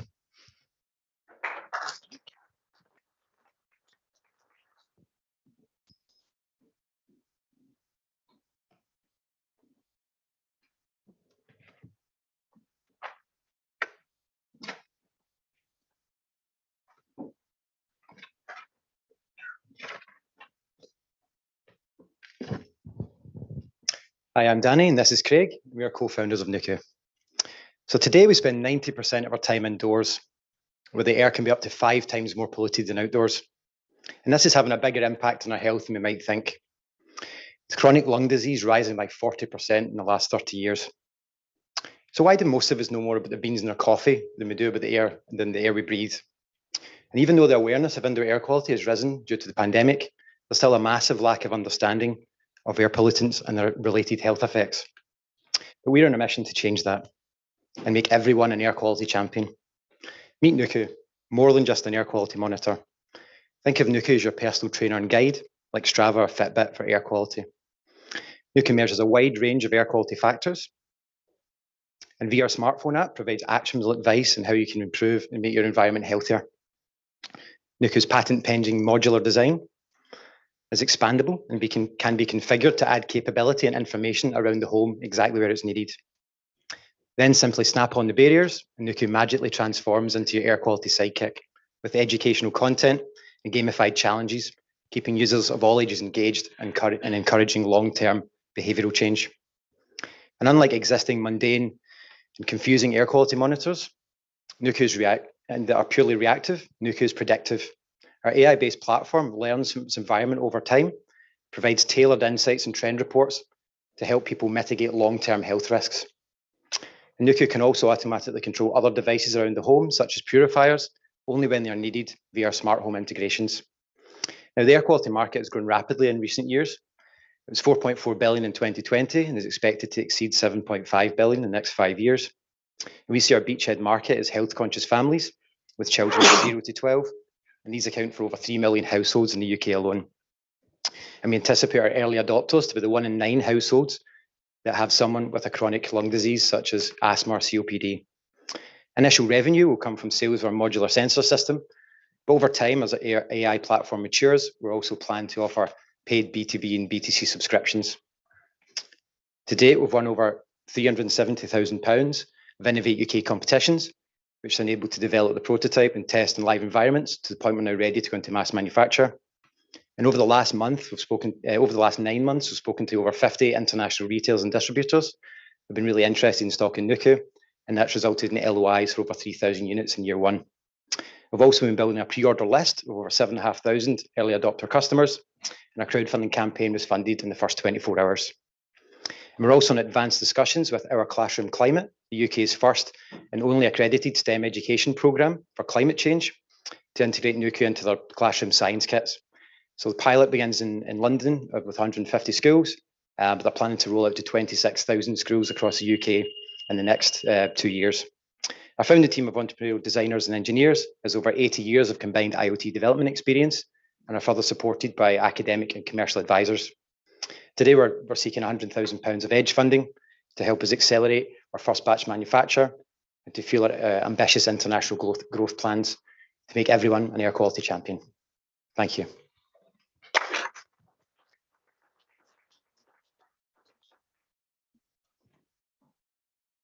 I'm first, I think, today.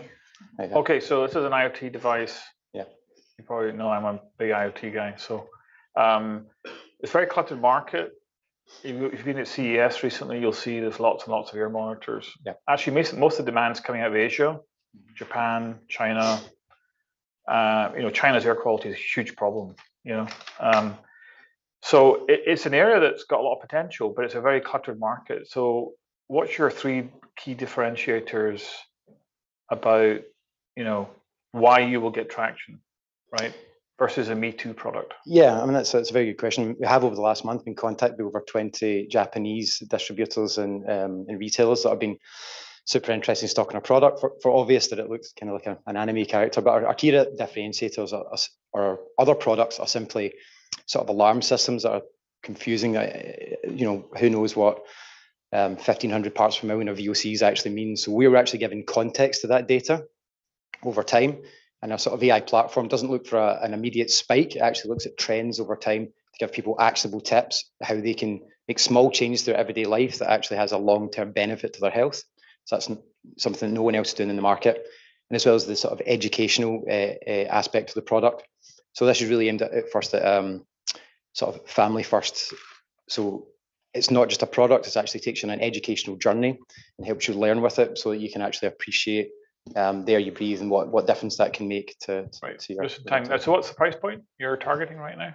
Yeah, so the modular system, so the base monitors start at £89 and then the whole system's £289, but that's based on our small batch manufacture.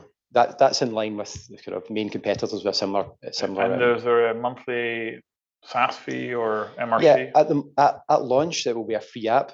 Because part of that is we need enough sensors out in the marketplace to train the AI models to the point where we can actually have a monthly SaaS. So within the first sort of 9 months, we're looking to bring up a premium subscription. And you've been through a whole security analysis with Census, I hear. Exactly, right? Yeah. So, without security, it's a non-solution. So is it unhackable?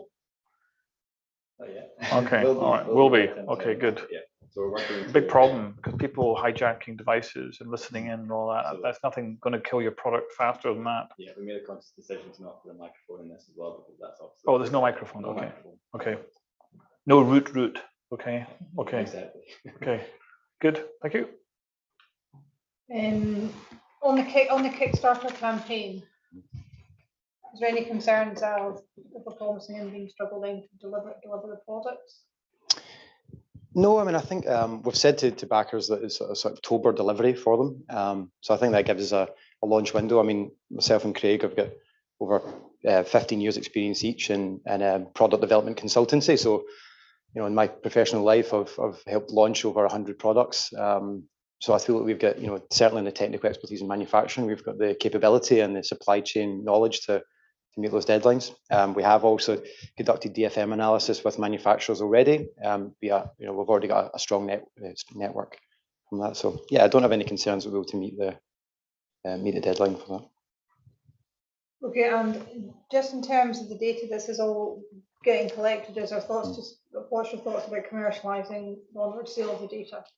Yeah, that is a big part of this. Original funding for this project came from Innovate UK, from their Clean Air programme, and part of that was to look at an aggregated data set for indoor air quality, which doesn't currently exist in the UK. So monetizing that sort of data set for research is something that's in our future roadmap. Right. Is that built into the cash, the financials? No. In the first 3 years, it's more the cash flow is mainly based on hardware sales with a little bit of SaaS subscription, but there's no provision at the moment because that's still a market that we are investigating. So we didn't think it was appropriate to include that in the cash flow at the moment. Right, okay, so that would be an addition. Yeah, that would be an addition to what's forecast. Oh, thank you. Really interesting. I just love the ears. I think that's just so engaging. So genius innovation there. Just like to understand a bit about what the machine is actually monitoring, because you don't cover that in your application. Yeah, so I mean, I can hand over to Craig. So the monitor here, the lower cost device that monitors temperature, humidity, volatile organic compounds, and nitrous oxides. So that gives you a kind of general picture of air quality in your home. The guide module, as we call it, which sits on top, monitors CO2 and PM1 to PM10. So there's a range of PM particulate matter monitored in there as well. Okay, thank you. So I'm sure there's quite a lot that your customers can do to bring the numbers down if they're looking a bit high on a lot of those pollutants. But what about the pollutants that the consumers can do nothing about? And will that create anxiety that they're actually suddenly aware of the pollutants in their home? And if they're living near a very busy roundabout, for example, and there's a lot of pollution coming into their windows and there's nothing they can do, what support will you have for customers who have lots of questions and probably some really quite serious situations that they're having to deal with? Yeah, so obviously with living near busy roads, that's a concern. The one thing you can't do is probably shut your windows a lot of the time when it gets busy, and part of what we're doing with the kind of background AI predictive stuff is making sure that we're monitoring when people's houses are getting polluted at specifically what time of day, is at rush hour, so we can give them advice in advance to shut their windows or react in a way that will prevent pollution from entering their home in the first place. Additionally, there's purifier products, dehumidifiers, various other things that they can bring into their homes, even as simple as plants. They're the correct plants to clean their air. So the idea is that we're able to give them very contextual and very actionable insights that they can still make a difference. But I do see where you're coming from. Yeah, there is that anxiety that you might provide, but it's better to have some anxiety and know that you're doing mostly the right thing than live in the knowledge that you're doing nothing and you might be in a much worse situation. So yeah, thank you. Just very quickly, all that data that you're gathering, how will you use that for further positive impact in the environment and communities? Exactly. So we, as Danny mentioned, this was part of our original IUK project, which was driven by the desire to form a data set of indoor air quality that can be then used for research. So we're planning to, hopefully incentivize people to allow us to share that data so we can feed that into research, build those pictures up, allow that data to be used for good and give people sort of points and updates on what good has come out of their data in research. I'm not sure if that answers your whole question. Yeah, no, that's Okay. Yeah, I love it as well. I think it's great. Things like mold. Does it pick up mold? It will, yeah. Do the councils love you or hate you? They will love us actually, because the council spend a lot on rectifying mold issues. This is obviously a very consumer focused product. Price point is kind of bordering on that kind of not really super affordable, but one thing we want to do is actually pull out a lot of the maybe nicer, flashier features and build a version that is very, very cost effective and put a lot of research into that to make something that's more accessible. And will that do the whole house, or do I need to move it room to room? So the idea of the modular system is that you can have as many of these low cost monitors as you like, and you can move this room to room where you are. So when you're at night, when you sleep, bring that with you. It'll monitor your quality there, give you an update on if your sleep quality might have been affected. You move to your living room or your home office, for example, during the day. It might tell you if your concentration is about to be affected by poor air quality as well. So and will there be an app with that? There is an app with that, yes. There's an app. And my last bit is around community. I think community is a great opportunity for this because let other people say what's working for them in their houses and their situations. So I think there's a real opportunity to build a community around that. Yeah, I think that discussion around it, and that's part of building this aggregated air quality map, is it creates that discussion point. So if I live in a a Victorian Glasgow tenement versus a new build in Manchester. I think that that's what's really lacking, is this kind of understanding and community movement around air quality. It's kind of where we were with healthy eating 50 years ago. As I think we're at that sort of post-pandemic, that sort of cusp where it's about to take off. So hopefully. Thank you very much.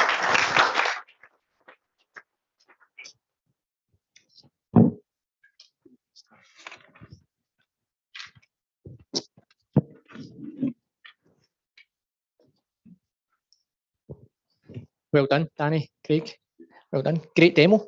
Good to see the product, and let's hope you've done enough to get an Edge Award that can go with that Innovate Awards you've had. So fingers crossed for you. Well done. So whilst the judges are busy getting some more thoughts and scores together, you'll know over the last 10 years, I think Evelyn mentioned at the start that Edge has been going, we've built up a pretty expansive list of Scottish Edge winning businesses that we've supported, and some of the businesses throughout today's session will add to that even more. But on the last check, we've got about 450 active businesses that are now classed as Scottish Edge winners. So it's a pretty big portfolio. And that's across 20 rounds, and as I say, this will be the 21st. As you know, we run alumni events for our winners, basically to bring them together. It's really important to bring this group of businesses together and network and learn from each other. So we do that about twice a year. One of the things we do at these alumni nights is we always have a wee quiz.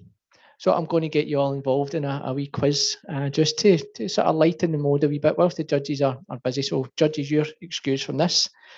So what I'm going to do a wee bit of higher or lower, if you're familiar, just the simple context of that. So we've just had lunch, so it might be quite good to get you all on your feet. If you can just all stand up, if you're okay with that, so you just stand up where you are, that'd be fine. So what we're going to do is I'm going to ask you a question, and you're going to either just stick your hands up in the air if you think it's higher, or you can just put your hands out to the side if you think it's lower. And if you're right, you stay on your feet. If you're wrong, you can sit down. So we'll do a wee practice. So how we're going to do this is, out of our 450 or so businesses that we've still got active, we're going to go through the alphabet to see how many of them start with each letter of the alphabet. So I'm going to give you a starter. The letter A, we have got 26 winners of Scottish Edge Awards that start with the letter A. So, higher or lower, what do you think is the letter B? Do you think it's higher than 26 or lower than 26? So hands in the air for higher, hands to the side for lower. Okay, we've got quite a few lowers, The answer for B is 32, so it's higher. So anyone that's higher, you can stand up. So do you know what? Everyone can stand up. That's a practice, right? So you can all back up, then we'll work it through the next couple of letters. So we're on B for 32. On to C. Do you think it's higher or lower than 32? So for the letter C. Everyone got their answer? Okay. For C, the answer is 34. So we're higher. So if you've got your hands in the air, you can stay on your feet. Okay, well, we lost a few there. Lost quite a number there. What are we down to? Oh, what's that? Only done the first question. No, I've lost. Right, we'll do a couple more. We can see if we can get a winner. Right, so we're on 34 for C. On to D. Do you think we're higher or lower for D? Okay, we've got your answers. We've got a few lowers. Okay, D is 16. So Maria, you're out. Okay, we're on to... No, I know. Next one, we're on to the letter E. So we started at 16 for D. We're on to the letter E. Do you think it's higher or lower? Adam, is that a half an answer, or is that a... That's a lower. Okay, so the answer for E is 17. So Adam, you're out. So we're down to a fix or a proper winner. Okay, we're on to the letter F. So you need to pick a different answer from each other. For the letter F, this is the last one. So we're on 17. The letter F, do you think it's higher or lower than 17? You can pick, yeah, because you're going lower. Jack, you on high? Is that what you would have went for anyway? Probably, yeah. So the answer for F is 18. So it's actually higher. So Jack, well done, you're our winner. No prize, unfortunately, Jack. Our most common letter, so if anyone's here in the final today with the letter S, you're in a good shout of winning an award because that's our most popular letter with 53 winners, and it's the letter T. But that was just a wee bit of fun, and we'll come back with another wee round of questions just after that. So I think judges, we're all ready. Kev, got everything you need? Okay, so we'll get back onto finalist number 10. So next up to present and trying to impress the judges with our oat-based milk is Karen Robinson of 3 Robins. Good luck, Karen.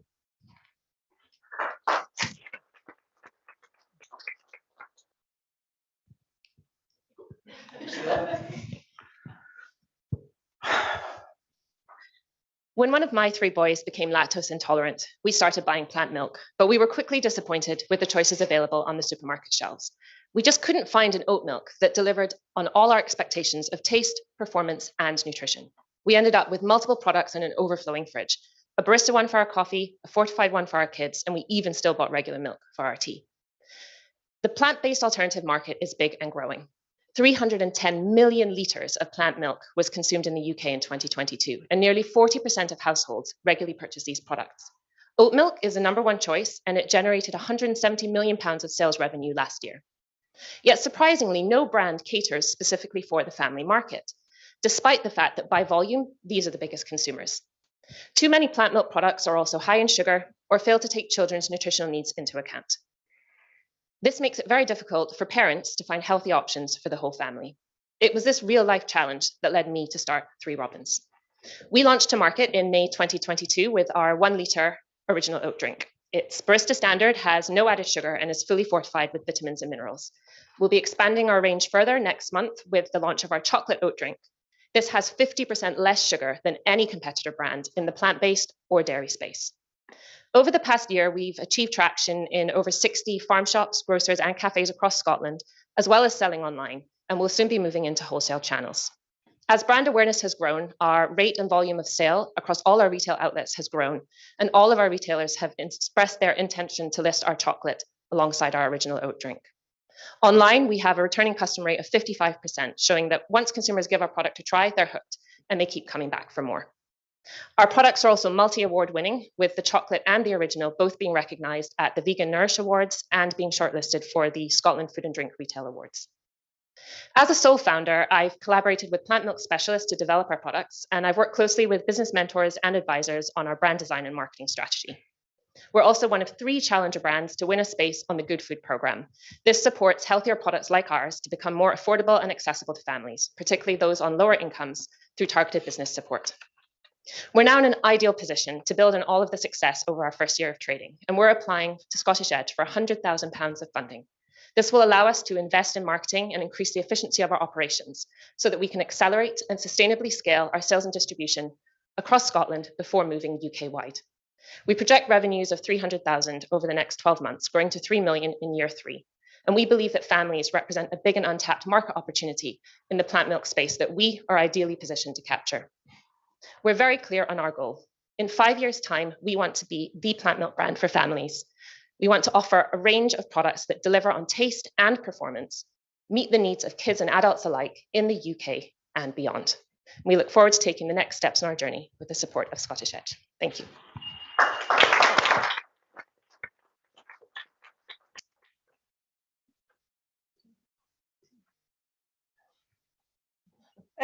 In your application, you refer to raising money this year. Does the money you're raising then, is that based on the assumption you're going to get £100,000 from Scottish Edge? So sure, the money that we're applying to for Scottish Edge is really important right now to really grow our sales, further prove our traction. And we have got in the plans, we're already speaking with investors, and we have a pitch already lined up for next month to raise a seed round of £250,000 that we anticipate to close at the end of this year. And this will really help us after this year to then really take the next step up and moving into hopefully larger retail and national listings. So it's neither is contingent on the other. They're both, we see both as critical to our growth path. Fine, okay, so presumably you then, if you didn't get the 100,000, your raise goes to 350. Yes, I mean, again, it can be our growth can be reined in or expanded. A lot of the spend will be required to spend on marketing to grow awareness of our brand. That's going to be really important in the competitive space that is plant milk. So the more resources that we have available to do that, then the further and faster our growth can come. And what's the margin that you've got on it? So at the moment, we're working about a 20 to 25% margin, expecting that to increase quite quickly to 30% with increased efficiencies that we'll get this year alone in terms of increased production batches. And that will only improve as we improve all of our sort of brand-wide efficiencies. And that's currently not on the wholesale market, the 20 to 25%? No. No, so this at the moment we deal direct, both direct to consumer online and business to business. Yeah. Okay, thank you. Hello, I love your branding. Thank you. And we tasted your milk earlier, it's delicious, so well done. How are you persuading retailers that families will select your milk over the established competition when it's so expensive? Because it is a little bit more expensive. I mean, I think about 50%, so 50p more, 6p more than Alpro. Sure, then you could walk into a supermarket and buy it, absolutely. And we've actually experienced zero pushback from retailers on our cost price to them. We're finding that people appreciate the premium nature and that we're a small business and they're sort of supporting us on that. And the rate of sale is speaking for itself. So we're finding that all of our retailers are coming back with repeat orders in larger volumes. And so they're willing to give it a go. And we're doing a lot of in-store sampling. We're doing kind of brand activations. We're going to markets, shows. We've got a lot of evidence to show for the demand from our customers for this product. And these are delis and smaller farm shops. So are you now beginning to get into the larger big five? Well, that is the plan. I mean, we obviously understand that this is a volume game, this kind of a product, and so supermarkets are where these purchases are made, and so that is absolutely in our growth plans. However, we want to make sure that we are walking before we can run, so we're making sure that we are building slowly. We're kind of developing a local or regional platform for growth. We're proving ourselves. We've got our traction here, and then we're going to use that to springboard ultimately into those bigger markets. At the moment, we have listings from House of Brewer down to chains of cafes like 12 Triangles in Edinburgh. So we've got quite a range. We're across Scotland now, but we definitely are taking a measured pace of growth because we understand we need that brand loyalty. We need that awareness to drive sale in the supermarkets. There's no point going in. We can't compete with an Alpro right now, and we're very aware of that. So we are adopting a different strategy where we're really kind of building up that awareness of our product, and it's reaping its rewards now. And so just really on top of that, when you get to that point, how will you create a brand that stands out against the competition? Because it's a very, very established market. Yep. So I'm just interested to hear, how are you actually going to do that? Yeah, of course. It's a very common question I get because obviously everyone knows Oatly, they know Alpro. There are increasing numbers of challenger brands that are coming in to the plant milk space, but we are very confident in our positioning for families. Most of the brands that are out there most of the marketing spend is on barista products, on use in hot drinks. We, in our work with the Good Food program, are going through a long process of testing consumer propositions at the moment. So we're really pressure testing what is it that the consumer is looking for. And what we're finding from that is the low sugar, no nasties kind of message that is very strong in our brand. There's a huge white space opportunity, particularly in the flavored milks. So we have innovation in the pipeline, additional flavors, and also other child-focused products that we're in fact final factory trial stage of at the moment. That will really meet that demand for low sugar options. And it has the opportunity to bring in people from the dairy, not just plant-based people who drink dairy chocolate milk that are fed up with the sugar levels. They'll come to our product, as well as plant-based consumers looking for a more flavored option. It's only 10% of the flavored milk market. So there's huge opportunity there. Thank you very much. Have you spoken to people like the Modern Milkman about them distributing for you? Yeah, so dairy delivery services are obviously a logical step for us. So we're actually testing that at the minute. We've got an exclusive arrangement with the Isle of Man Creamery, which is the co-op for all of the dairies on the Isle of Man. So we're the exclusive plant milk that they offer on their milk ground to the whole island. So we are testing that at the moment. We're getting really good uptake, and they also then supply all of the bakeries and cafes on the island with our product as well. And we're going to be using that. So that is our next step, is to approach people like Cares, McQueen's, modern milkman, to really show that we've got traction. And all those little badges you got there, yeah, are you getting them on there on your packaging soon? Yeah, we will. Yeah, the packaging in this kind of a product is very large volume, so we have to wait until we've got the right packaging cycle. We're still waiting to hear on a few more awards, so we'll hold off and then we'll get them on there. I know you can do smaller samples, because I can see again, if you put that with some D2C companies who do subscription, putting a couple of free. Having a small format. Yeah, that's always been, again, in our pipeline. We actually have carton designs. We've got everything ready to go with that. The blocking point is there's no manufacturer in the UK who can make that for us right now. We've explored every avenue. However, there is now one potential opportunity that's opening up. So that is always going to be a priority of us to sort of appeal to the family market and the on the go. There's a real appetite for that. Oatly's small format cartons are selling well in Waitrose and other retailers. So that is in our sights as well. Yeah. Great. I got three questions. I'll be quick. Why are you limiting yourself just to family table? It's a good place to go for, but why wouldn't I use that in my espresso or my latte? So you can, in fact. So an important volume channel for us at the minute is cafes. It is a barista standard product. We don't shout about it because that is sort of we believe an important selling point is that it can be used just as well in your barista product, or as a barista product, but it's or even better. It tasted better. Yeah, well, exactly. And most barista products don't taste good on their own. So it is a multi-use product, and we will be really ramping up with hopefully some extra money for marketing our communication that the multifaceted nature of the product. Okay. What's your blocking strategy to the Oatlys, Alpros, those big guys who are going to obviously they're looking to expand their markets into your space? How do you counteract that? I mean, I think to a certain extent they're already there. Alpro is already there. Oatly is already there. Oatly actually has small cartons for children. So it's not that nobody else could be playing in this space. It's just how they're positioning themselves. I think we're building that brand loyalty. And, I started the company from my own experience, and we really understand our consumers, and we'll be trying to build that relationship with them and hope that they will stick with us as we grow and increase our product range. Okay. I like your packaging. I did find just my personal kind of lack of coordination. I must mean, I found it quite slippy, the container. I worried about dropping it several times. Maybe it's just me being clumsy, but just feedback. I like the packaging. I like the eco nature of it, but there's something a tactile thing about it that didn't resonate with me. So just feedback. Last question. You have a conversion rate of 5.5% of your customers. Is that good? Not good? Return rate's really high, 45, 50%. That's great. That means half of everybody buys it again, and assume after 2 or 3 times they always buy it. Yeah, right? yeah. Absolutely. But why is the conversion rate so low? So I wouldn't say it's low. It's not amazingly outperforming. We've not invested anything to date in advertising or marketing spend. Everything has been organic, word of mouth, free posting on Facebook groups in our local community. So we believe that once we start really investing in our funnel, then we'll only get better, more people. Because that's basically limited budget, no budget / best effort. That's what you're getting right now. Yeah. Okay. Exactly. Thank you. Can I ask one question? Sorry, 3 Robins. Is that the kids? Yeah. So my last name's Robinson. So yeah, they're the 3 boys. Thank you.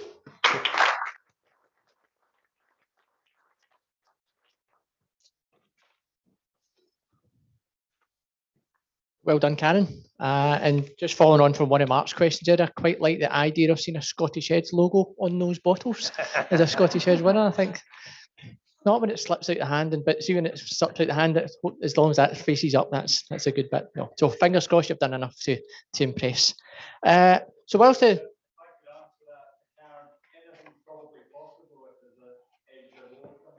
there you go. That's it. So it's up to these guys. So fingers crossed you've done enough. So let's move on, and we'll do another wee bit of fun whilst the judges are gathering their thoughts. Another wee quiz question. So hopefully you're all familiar with the game show Blankety Blank. So what I'm going to do now is going to read out some business names that have applied for Scottish Edge over the years. So we've seen some weird and wonderful things come through Scottish Edge. But we'll read out some names, and if you want to just shout out your thoughts on what the blank could be, and keep it clean, please. That'd be good. Okay, so first one is Big Blank Audio. Any thoughts on what that could be? So what would the blank be for a business name? Big Blank Audio. Any thoughts? What was that, David? Big Boom? Okay, not quite right, but yeah. Any other thoughts? No? Okay, so Big Bang. No. So first one is actually Big Mouth Audio, is the first one. Okay, second one is Blank Mining Corporation. Something to do with mining. Well done, David. Yeah, so they've been here before, so well done. Okay, we'll go into a couple of food and drink ones now. So the first one is Saltire Blank. What's a food and drink one? Saltire. Saltire what? Cakes? Not quite. Right first letter though. There's a clue for you. Crisps. Still the right first letter, but no. It's not quite a Scottish product though. It's probably makes it difficult. Cookies. Same right first letter. Right second letter as well. So well done. Not quite right. Okay. Coffee. No. And the answer is coconuts. Saltire coconuts. Okay, we'll do two more. Next one, still in a food and drink. We're on to tartan blank.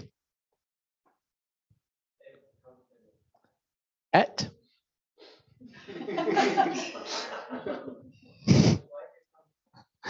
Oh, there you go.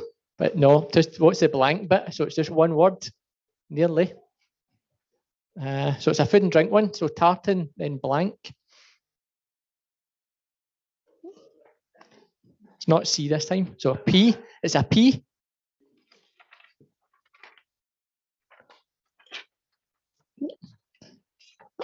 Let you know. So it's tartan pies. And we'll do the last one. Is what the blank.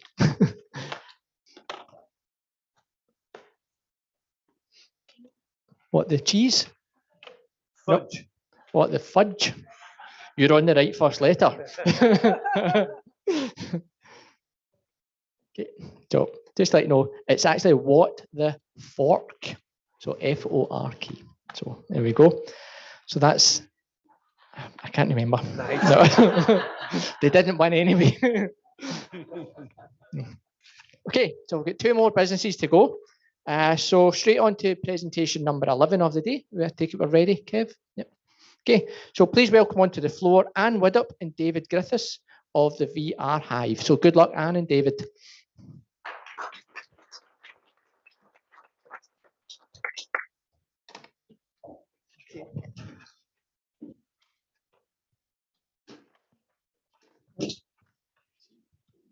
Today's young people are vanishing from education and teachers are fleeing the field. While mental health is plummeting globally, the NHS is overwhelmed. And a recent report highlighted that 250,000 children in the UK were denied help, and that's just the ones we know about. A staggering 1 in 4 adults and 1 in 5 children have a mental illness. And the UK's Children Commissioner said that children's mental health services in the UK is in total shutdown. These are today's headlines, and what keeps me awake at night is worrying how much worse this is going to become. The world has changed dramatically, and we need a radical new approach to both education and mental well-being. So in the grip of the pandemic, everyone I knew, they were stuck at home trying to help struggling family, and I wanted to point them towards outstanding digital solutions, and I couldn't find them. So I decided to use my 30 years experience in technology and education to develop innovative new learning solutions using artificial intelligence, extended reality, and gamification. And I brought in David, who's a passionate advocate and an expert in immersive learning. Hello. So during extended testing, Sarah, a 14-year-old with severe anxiety, found hope with the VR Hive. Virtual AI coach helped her grasp complex topics, while on-demand mental health support taught her coping strategies. With improved understanding and reduced anxiety, Sarah achieved her highest exam results. At the VR Hive, we entwine education and entertainment, focusing on technology for good. Our experiences offer personalized AI-enabled learning, promoting independent learning, self-awareness, self-management, and developing social skills. Delivering on-demand, in the flow, and at the point of need solutions, we utilize science-driven resources to enhance mental health and learning outcomes, empowering people to flourish in the 21st century workforce. Not only have we grown our own talent in the VR Hive, but I plan to give many more students paid placements. It's a win-win situation. They totally get the issues and they're fired up about being part of the solution. They get experience and we get a commercial product. Scotland really does have a unique opportunity to develop its tech sector, and it needs to support the young talent to build that growth. We need to nurture ethical, diverse, purpose-led tech companies, ones led by people underrepresented in business, like women. I've bootstrapped the company, and the reason I'm here pitching today is that I'm undercapitalised. And without investment, I'll struggle to scale up the business. My aim is to win the 100K from Edge and to use that as a launch pad to secure my first big investment by the end of the year. Thank you.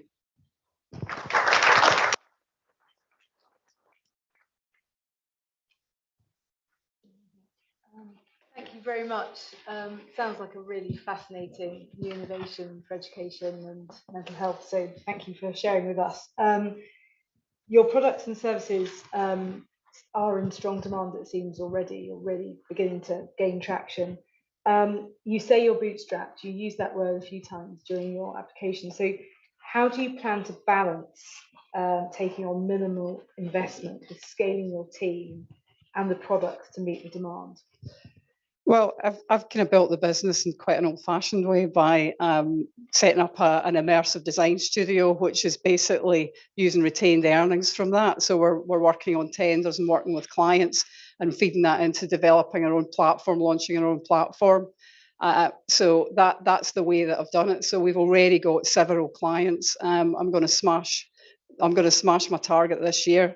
I mean, this is our first year of trading, and we're in final talks on a 400K deal with a client at the moment. So I'm going to smash that target, but I want to feed that into the development of our platform. I've got a couple of PhDs that are working on the project, so we really are at the cutting edge. So, but I need investment. I do need more investment, and I've recognised that, and that's why I'm planning to try and land a big investor by the end of this year.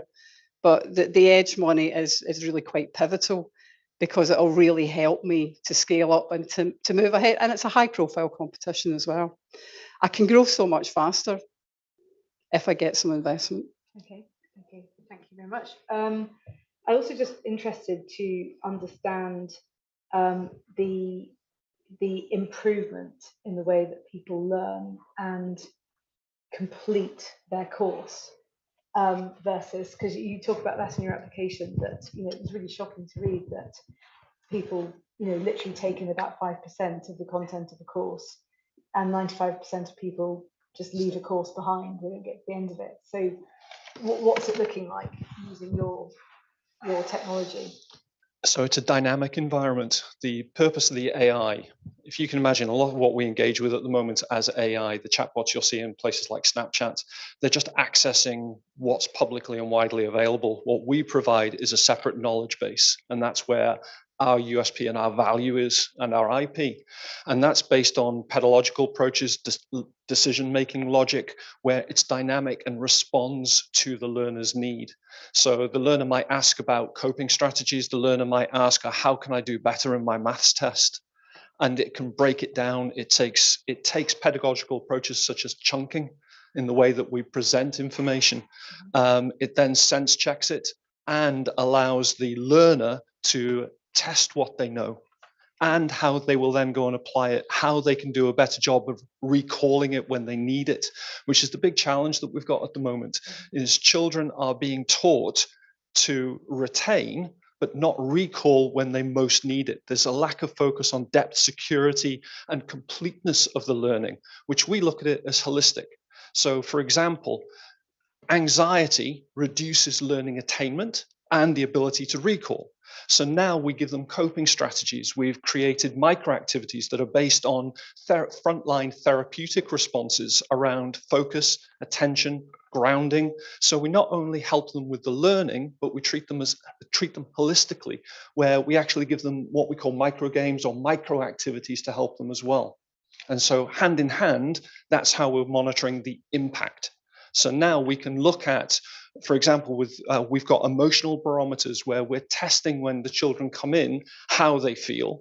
From that emotional barometer, we can respond to the learning need, but also use the AI to respond to the emotion, that sense of anxiety. How can we help you to become more aware about what's causing that, give you the coping strategy, and now we can start to look at how do you feel in leaving the experience with the AI, but also then we can monitor it through, for example, the schools that we're working with, coming to impact.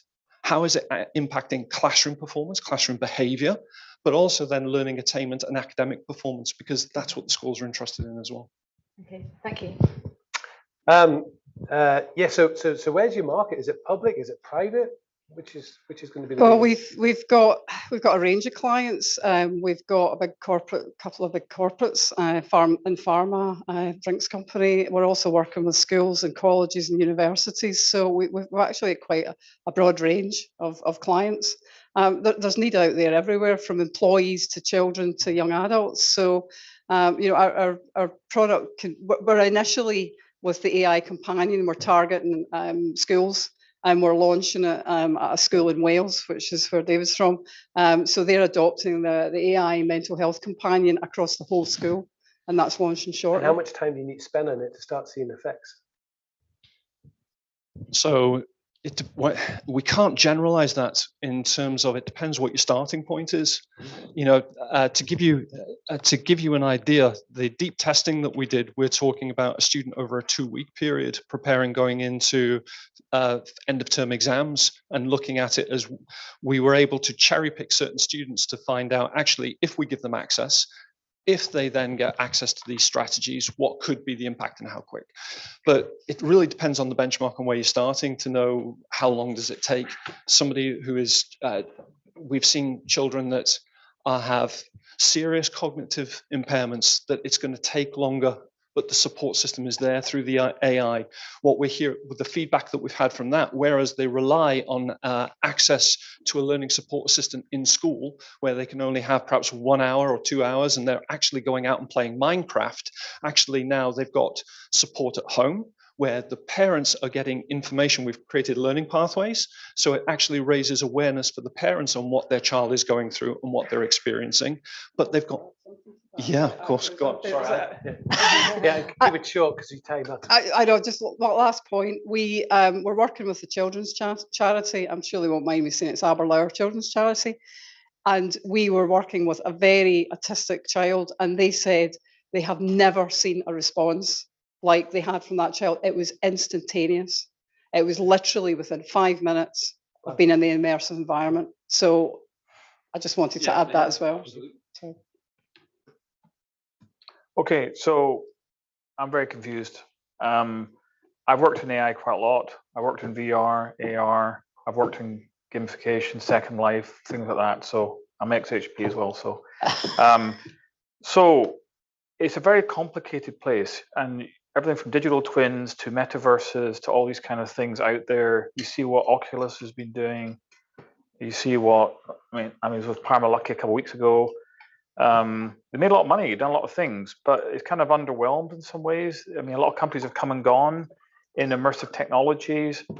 I would have loved to have seen some examples of what you're actually doing. I just have one slide here, which is your cover slide. Maybe later you can show us, but what are you actually doing? What are you actually providing in terms of, you're not providing headsets, you're not building a metaverse, you're providing something which a school child is going to have. I'm just very confused. Absolutely. Can you help me understand? Yeah, so first of all, immersive learning, I think that we've got to dispel the myth that it's about putting on a VR headset. It's not. Immersive learning can take You've place. got a picture of it, that's why Yeah, I'm bringing absolutely, it up. absolutely. Yeah. But it's about, actually, we've gone for mobile access, desktop access, and you can go fully immersive in terms of putting on a headset. A child will access a desktop space. So if go with widening access, which is important to us. So they can go into school, they can be at home, access on a desktop, and they are presented with Verbi in an environment that is customized to what the school or the child would like to see. Okay. From there, Verbi will start the conversation. How are you feeling today? It could be, what do you need help with today? And then from there, the child becomes engaged. They can challenge around anything to do with Key Stage 2, 3, 4 curriculum. We provide the knowledge base for localized curriculum. We provide the knowledge base for safeguarding challenges, etc. But it's about the experience that is one-on-one, focused in a trusted, safe space where they're not having to go, for example, onto Google, where they start looking for, forgive me, the first thing that's come into my head is my daughter is doing quadratic equations at the moment, but she starts there looking for that. And the next thing you know, 2 hours later, she's watching cats and dogs chase each other around the room on TikTok. This is about actually providing a very focused space where that enables the learning attainment for us. Not sure we answered your question. No, you didn't really, but that's okay. We're out of time. I'd love to have shown, and I'm delighted to show does it exist? I mean, you have a production environment that you're deploying. It's already deployed. Prototyping. This is real, right? Yeah, it's deployed. Okay. So this is just to give you an idea. We have a school in Wales that is fully deploying this. We're launching on the 4th of July, going in to do localized testing 26th of June, national launch 4th of July, and they are deploying it across the school when they come in September. Our Children's Trust are doing a test of this, so they've already tested the environment. They're actually testing this with 50 children. Yeah, but 50 children with the intent to fully deploy it after they've gone through testing, because there are specific challenges with Our Trust in terms of children with cognitive impairment. Okay. So you got some YouTube videos and things you've been yes. doing this? So, yeah, absolutely. Yeah, okay. Okay. Yeah, loads of content. It just wasn't possible to do it today in 3 minutes. So. Right. Thank you very much. Thank you. Okay.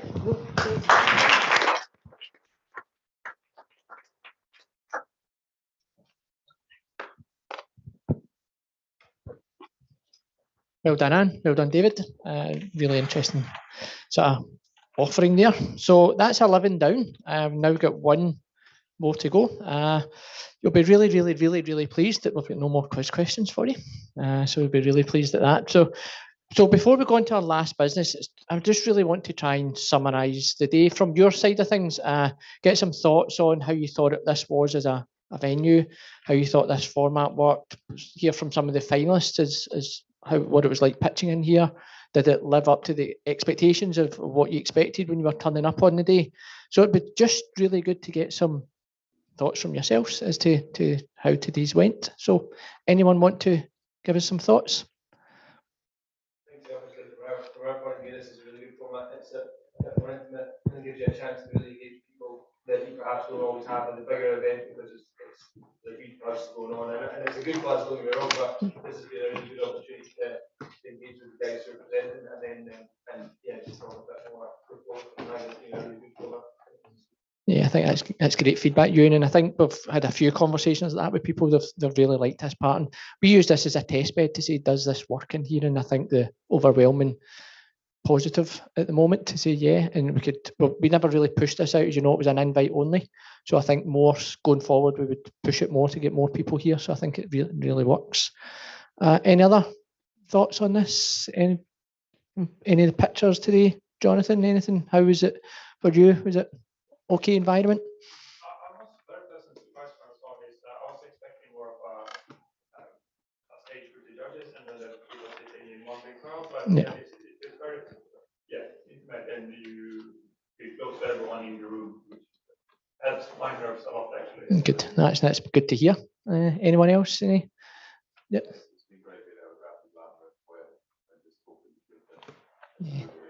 Yeah, and I think that adds on to your point. It's often quite difficult in the bigger venue, so that's good.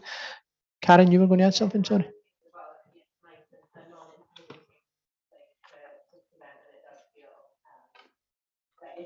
Real-time feedback from people as you're sort of pitching and engaging to make more eye-to-eye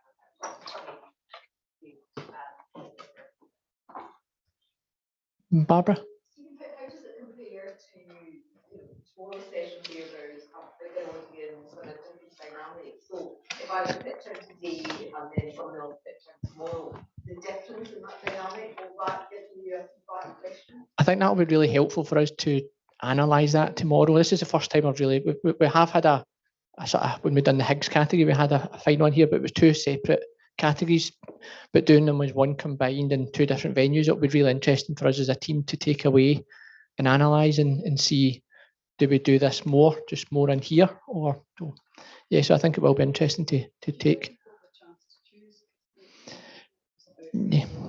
Yeah, so it was about, a lot of it was about availability in terms of we went out to people beforehand at the semi-final stage to say, can you tell us what dates you couldn't do? And so that drove a few things of why businesses were here rather than at the conference centre tomorrow. There was a little bit of thinking around the makeup of the panel as well. Just there's also the Cinda here and Mark with their products. There was some product ones here today. So there was a little bit around that. So there was just some random ones to split across to sort of spread it across. But it will be interesting to see once we've seen tomorrow in terms of how we pull it all together. Andy? You haven't seen all of these meetings put together, so what do you think? Has been I'll give it to you. Yeah, no, it's been nice. I think it's like a more relaxed space. So which I think is good for the pictures. Danny and Craig said that was amazing. So and I think it's nice for which doesn't really work in the bigger space. And then more conversations. But it would have been good to have more people along. So I think we did make a wee bit of a mistake in general. We just invited a specific audience, but a lot of the audience we invited today are coming tomorrow instead. So so I think that's the only thing I said. It would be nice to have another option. I think, yeah.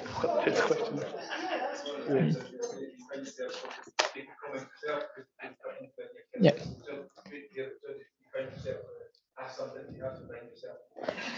Yeah.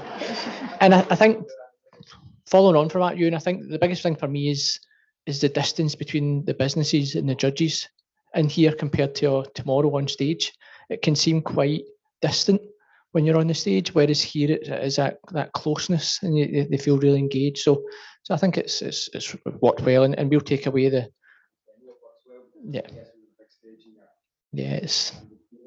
it's not as much. Yeah, definitely. Yeah, and as you say, some learnings, as Evelyn touched on, around trying to just use this as getting more people along. So no, I think that's really helpful. There's lots of things that we'll take on board and build that into as we do the next round. So now at the last one of the day, have we got them all, Kev? So I think we're ready to go. So closing off today's pitching final is Mallikarjun of Chitala of Fidavio. So good luck and over to you.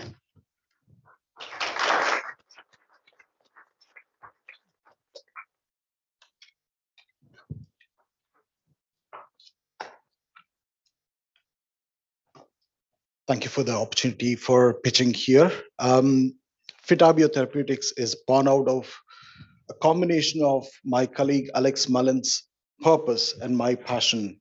Alex is passionate about providing dignity and choice for people in end-of-life care, and he is passionate about enhancing their quality of life. I have redefined purpose for my own life after having played an indirect role in saving thousands of lives in the early phase of COVID pandemic. That's how we started Fidavio Therapeutics.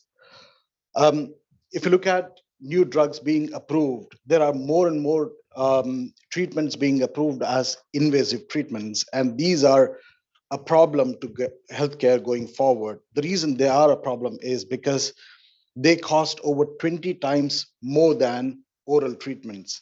Now that's going to put a significant burden on healthcare. Now, most of the healthcare costs are centered around people over 65. Now, this population group is going to go up by 120% in next 30 years, and that's going to put healthcare costs in significant pressure with an increase of over 1.6 trillion pounds in healthcare costs. Which is why we have decided to challenge the status quo. We have looked at, how the medicines are presented and what we could do with that. We have developed 3 platform technologies, all in the form of thin films that will help patients take their medicines irrespective of their age groups, whether it's elderly or younger patients. I have experience of commercializing over 10 products across various different geographies, and Alex has experience of developing different drug delivery systems. Jody has held executive leadership roles across large corporates. We are advised by an eminent advisory board that consists of key opinion leaders, serial entrepreneurs, and technocrats. Over the past 6 years, we have made significant progress along the way. We won Convert Challenge in 2021. We have got ongoing discussions with large corporates to establish co-development relationships. We've also had expressions of interest from 5 companies to commercialize our products across 120 countries. We've built a pipeline of 8 products across 3 different treatment areas that have the total addressable market of 153 billion pounds. Now, our pipeline is robust. It has got a potential to become new standard of care across 3 different treatment areas. The portfolio is significantly de-risked because we use well-characterized compounds, and we will commercialize these products across various different geographies. I'm here to ask for 100,000 pounds to build a new business vertical, which is a co-development, where we will offer our platform technologies to develop products with other pharmaceutical companies, where we have already seen some early success. We have signed contracts with 2 partners. Thank you very much.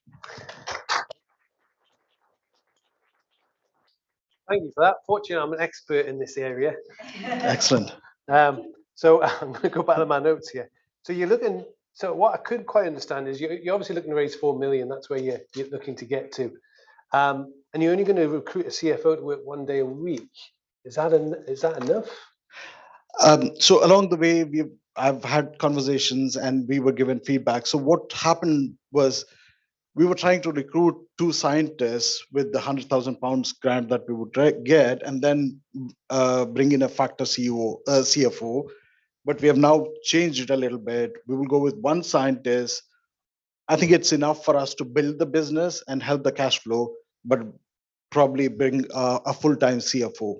Because again, life sciences business is a very capital intensive. It's not just the current funding round, but we will have follow-on rounds, and we need someone who's well-educated, well-networked, and is able to help us along the way. And really understands what you guys are doing. Absolutely. Yeah, I think that's critical for you. Yeah. And who loses out with this technology you're bringing out? There are a few players that are out there that present medicines as oral films, but none of them have the capability to deliver sustained release. And also we are looking at, with the new technology that we are developing, we're looking at presenting biopharmaceuticals as oral medicines, which will be a game changer. Why is it a game changer? Because there aren't, so biopharmaceuticals are large molecules which are predominantly presented as invasive treatments. Okay. So when you could potentially present them as oral medicines, right, the quality of life that you would give to patients, the Does that mean autonomy. you can stay at home and take it yourself rather than going to see a nurse or a doctor? Absolutely. Right. Okay. Absolutely. So you take the pressure off the NHS or whatever. Think about, for example, there are 440 million people across the world that take insulin every day in the form of injection. Yeah. What if they could have an oral alternative? Okay. Imagine the enhancement of quality of life that they would have and autonomy. That's the challenge that we are taking up. Great. No, that makes it easier for me. Thank you. Great. Really interesting. This is a very interesting area. I think you highlighted on a couple disruptive things. That's what technology should be doing. It should be disrupting in a positive way.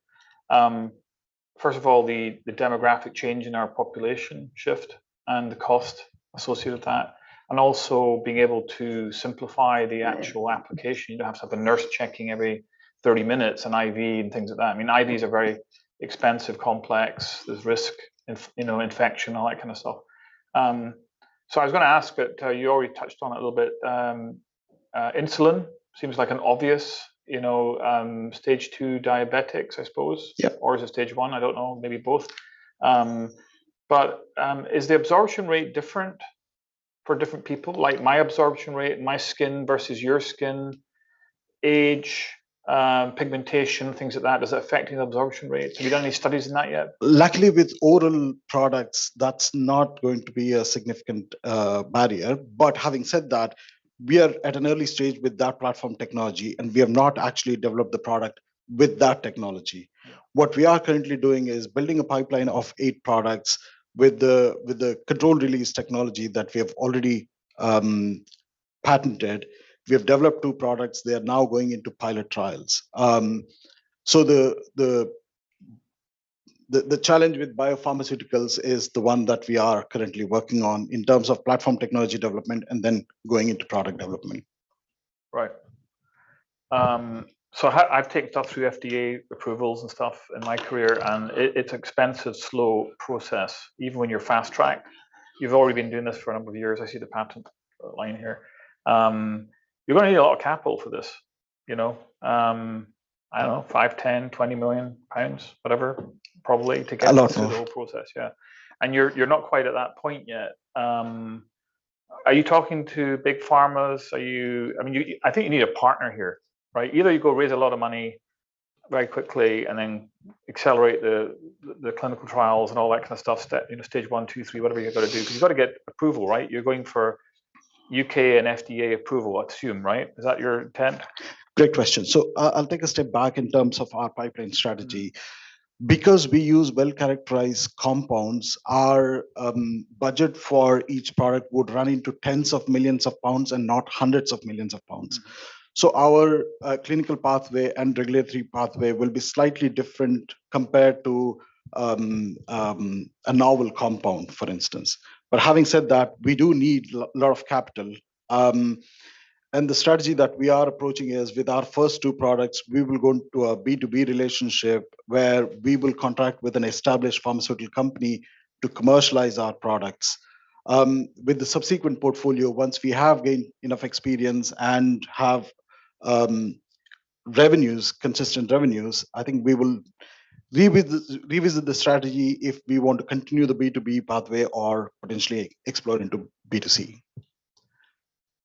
Okay, thank you. Can I just check if I understood correctly? Because the application refers to how once you've done your pilot clinical study, you've got partners lined up for 6.5 billion. Now, is it a case then? So once you do the first these studies, these partners are good to go, or is it a case of you need to get the full FDA approval before the commercial partners are there? Great question. So completing pilot studies is a significant milestone, and that's what our potential partners want to see. So we've got expressions of interest from 5 potential partners, which could give us market reach over 120 countries. Now, all of them are basically waiting for us to demonstrate with that data, and that will help us conclude those contracts. But there is significant amount of work to follow on. We've got to produce pivotal batches, conduct a pivotal study, register the products. Our plan is to register across North America, Europe, and Asia. But the pilot studies will enable contracting. Okay, so do the pilots, then you contract. But not, you don't need to wait for the FDA. Not all the way, no. Fine. Okay, and another question I had was, in relation, how advanced are the discussions with the investors just now? Have you got a term sheet? And how are these discussions, and what type of feedback have you been having from the VCs? We've been talking to VCs, family offices, and so on and so forth. We don't have term sheet, but having said that, we have secured our cash runway at least up until March. So we've got sufficient runway to continue the programs.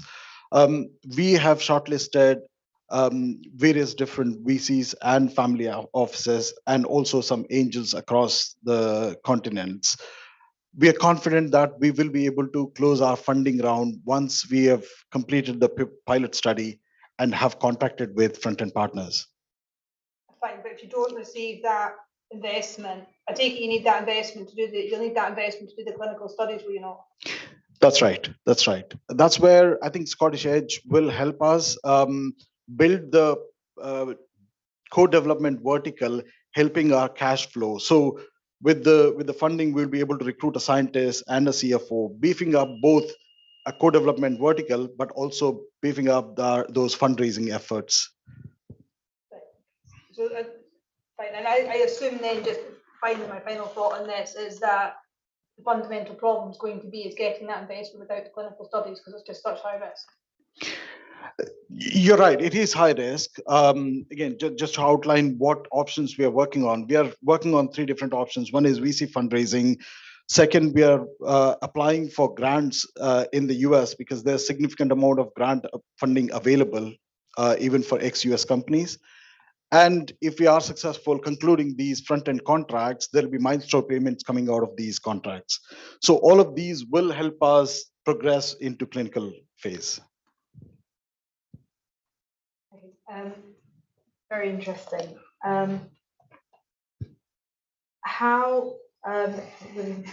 Yes, I'll just ask you about this, because I think you've covered that. Your turnover jumps dramatically as you scale distribution. So what scaling challenges do you expect to meet and solve with scaling this new film? So these thin films are quite they are complicated in terms of product development, but when they go into commercial manufacturing, we can make them at scale. We are exploring several different options in terms of, contract manufacturing in the US and Europe. We have identified potential options and have started engagement. So we can make them at scale with these contract manufacturers. You've already done trials? We have got equipments on our own to produce smaller batches, but with external manufacturers, we have got discussions ongoing. We will need these volumes at scale when we go into commercial launch in 2025, 2026, and scale won't be a problem. Okay, I just have one extra, thank you. The other one was back to the sort of flexibility of this film. Thinking about other applications, so you've talked about insulin. Would you be able to reach a more mainstream audience through vitamins, for example, delivering vitamins? Is there a possibility that you can actually move into a much more mainstream place with this and make this market even bigger? We could. There are a lot of companies that make, for instance, dental products. There are products available on the market. But the thing is, I think, we are defined by a purpose. We want to deliver medicines that have the potential to save thousands of lives and save millions of pounds to healthcare budgets. That's where our focus is. We've identified 3 different treatment areas where we believe we can deliver maximum value to patients using our technologies. There are other technologies that can deliver, dental products, for instance, and vitamins. Thank you. Thank you.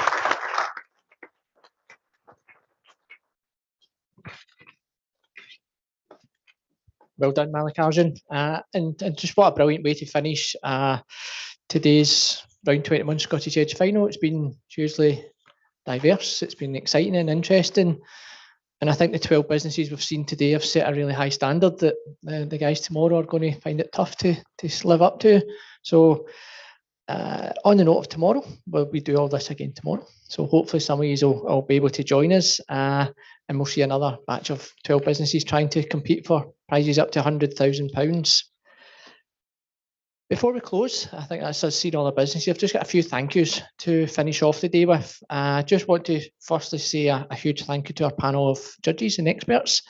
Probed and prodded all day and lots of discussions going on in the room as well, and very, very supportive discussions as well. So always keen to help the businesses. So Can we just give a small round of applause to our panel of judges, please? As I say, it's been great. With lots of mention about the venue here today, and just a big thank you to the Royal Bank events team here, and to James, who's been in the room doing all our AV stuff today. So a huge thank you to the team for making it run so smoothly throughout the course of the day. It's been quite different today, but we've had lots of discussion about it. But it's been great to have a lot of our community here, and as Andy said, the really important people have come along today and supported the event. So just thank you so much for coming along and being part of today, and sharing your thoughts. That we've captured lots of it as we went through and had those discussions in the break. So, and lots of things for us to take away and use to enhance the process and how we deliver our events going forward. So lots of thank you for all of you to give up your day to come and join us today, and hope you enjoyed hearing about all the businesses, which I'm sure you would have. Big thanks to the rest of the Scottish Edge team. Everyone's played a part in pulling this all together. So massive thank you to everyone, from just helping with the badges and just being out and doing all the behind the scenes stuff. It's hugely appreciative, and it only works when the team all pull together and make sure this works. Finally, just to the businesses, whether you're still here or having a look online, but just a massive well done. Just hats off to you all. A big round of applause for all 12. And just to finish off, just say good luck. Just really looking forward to, as you say, we don't judge or anything. We're really looking forward to hearing the outcomes. And as you say, with a few days to wait, we'll hear how tomorrow goes, and we'll let you all know early part of next week. So good luck to everyone.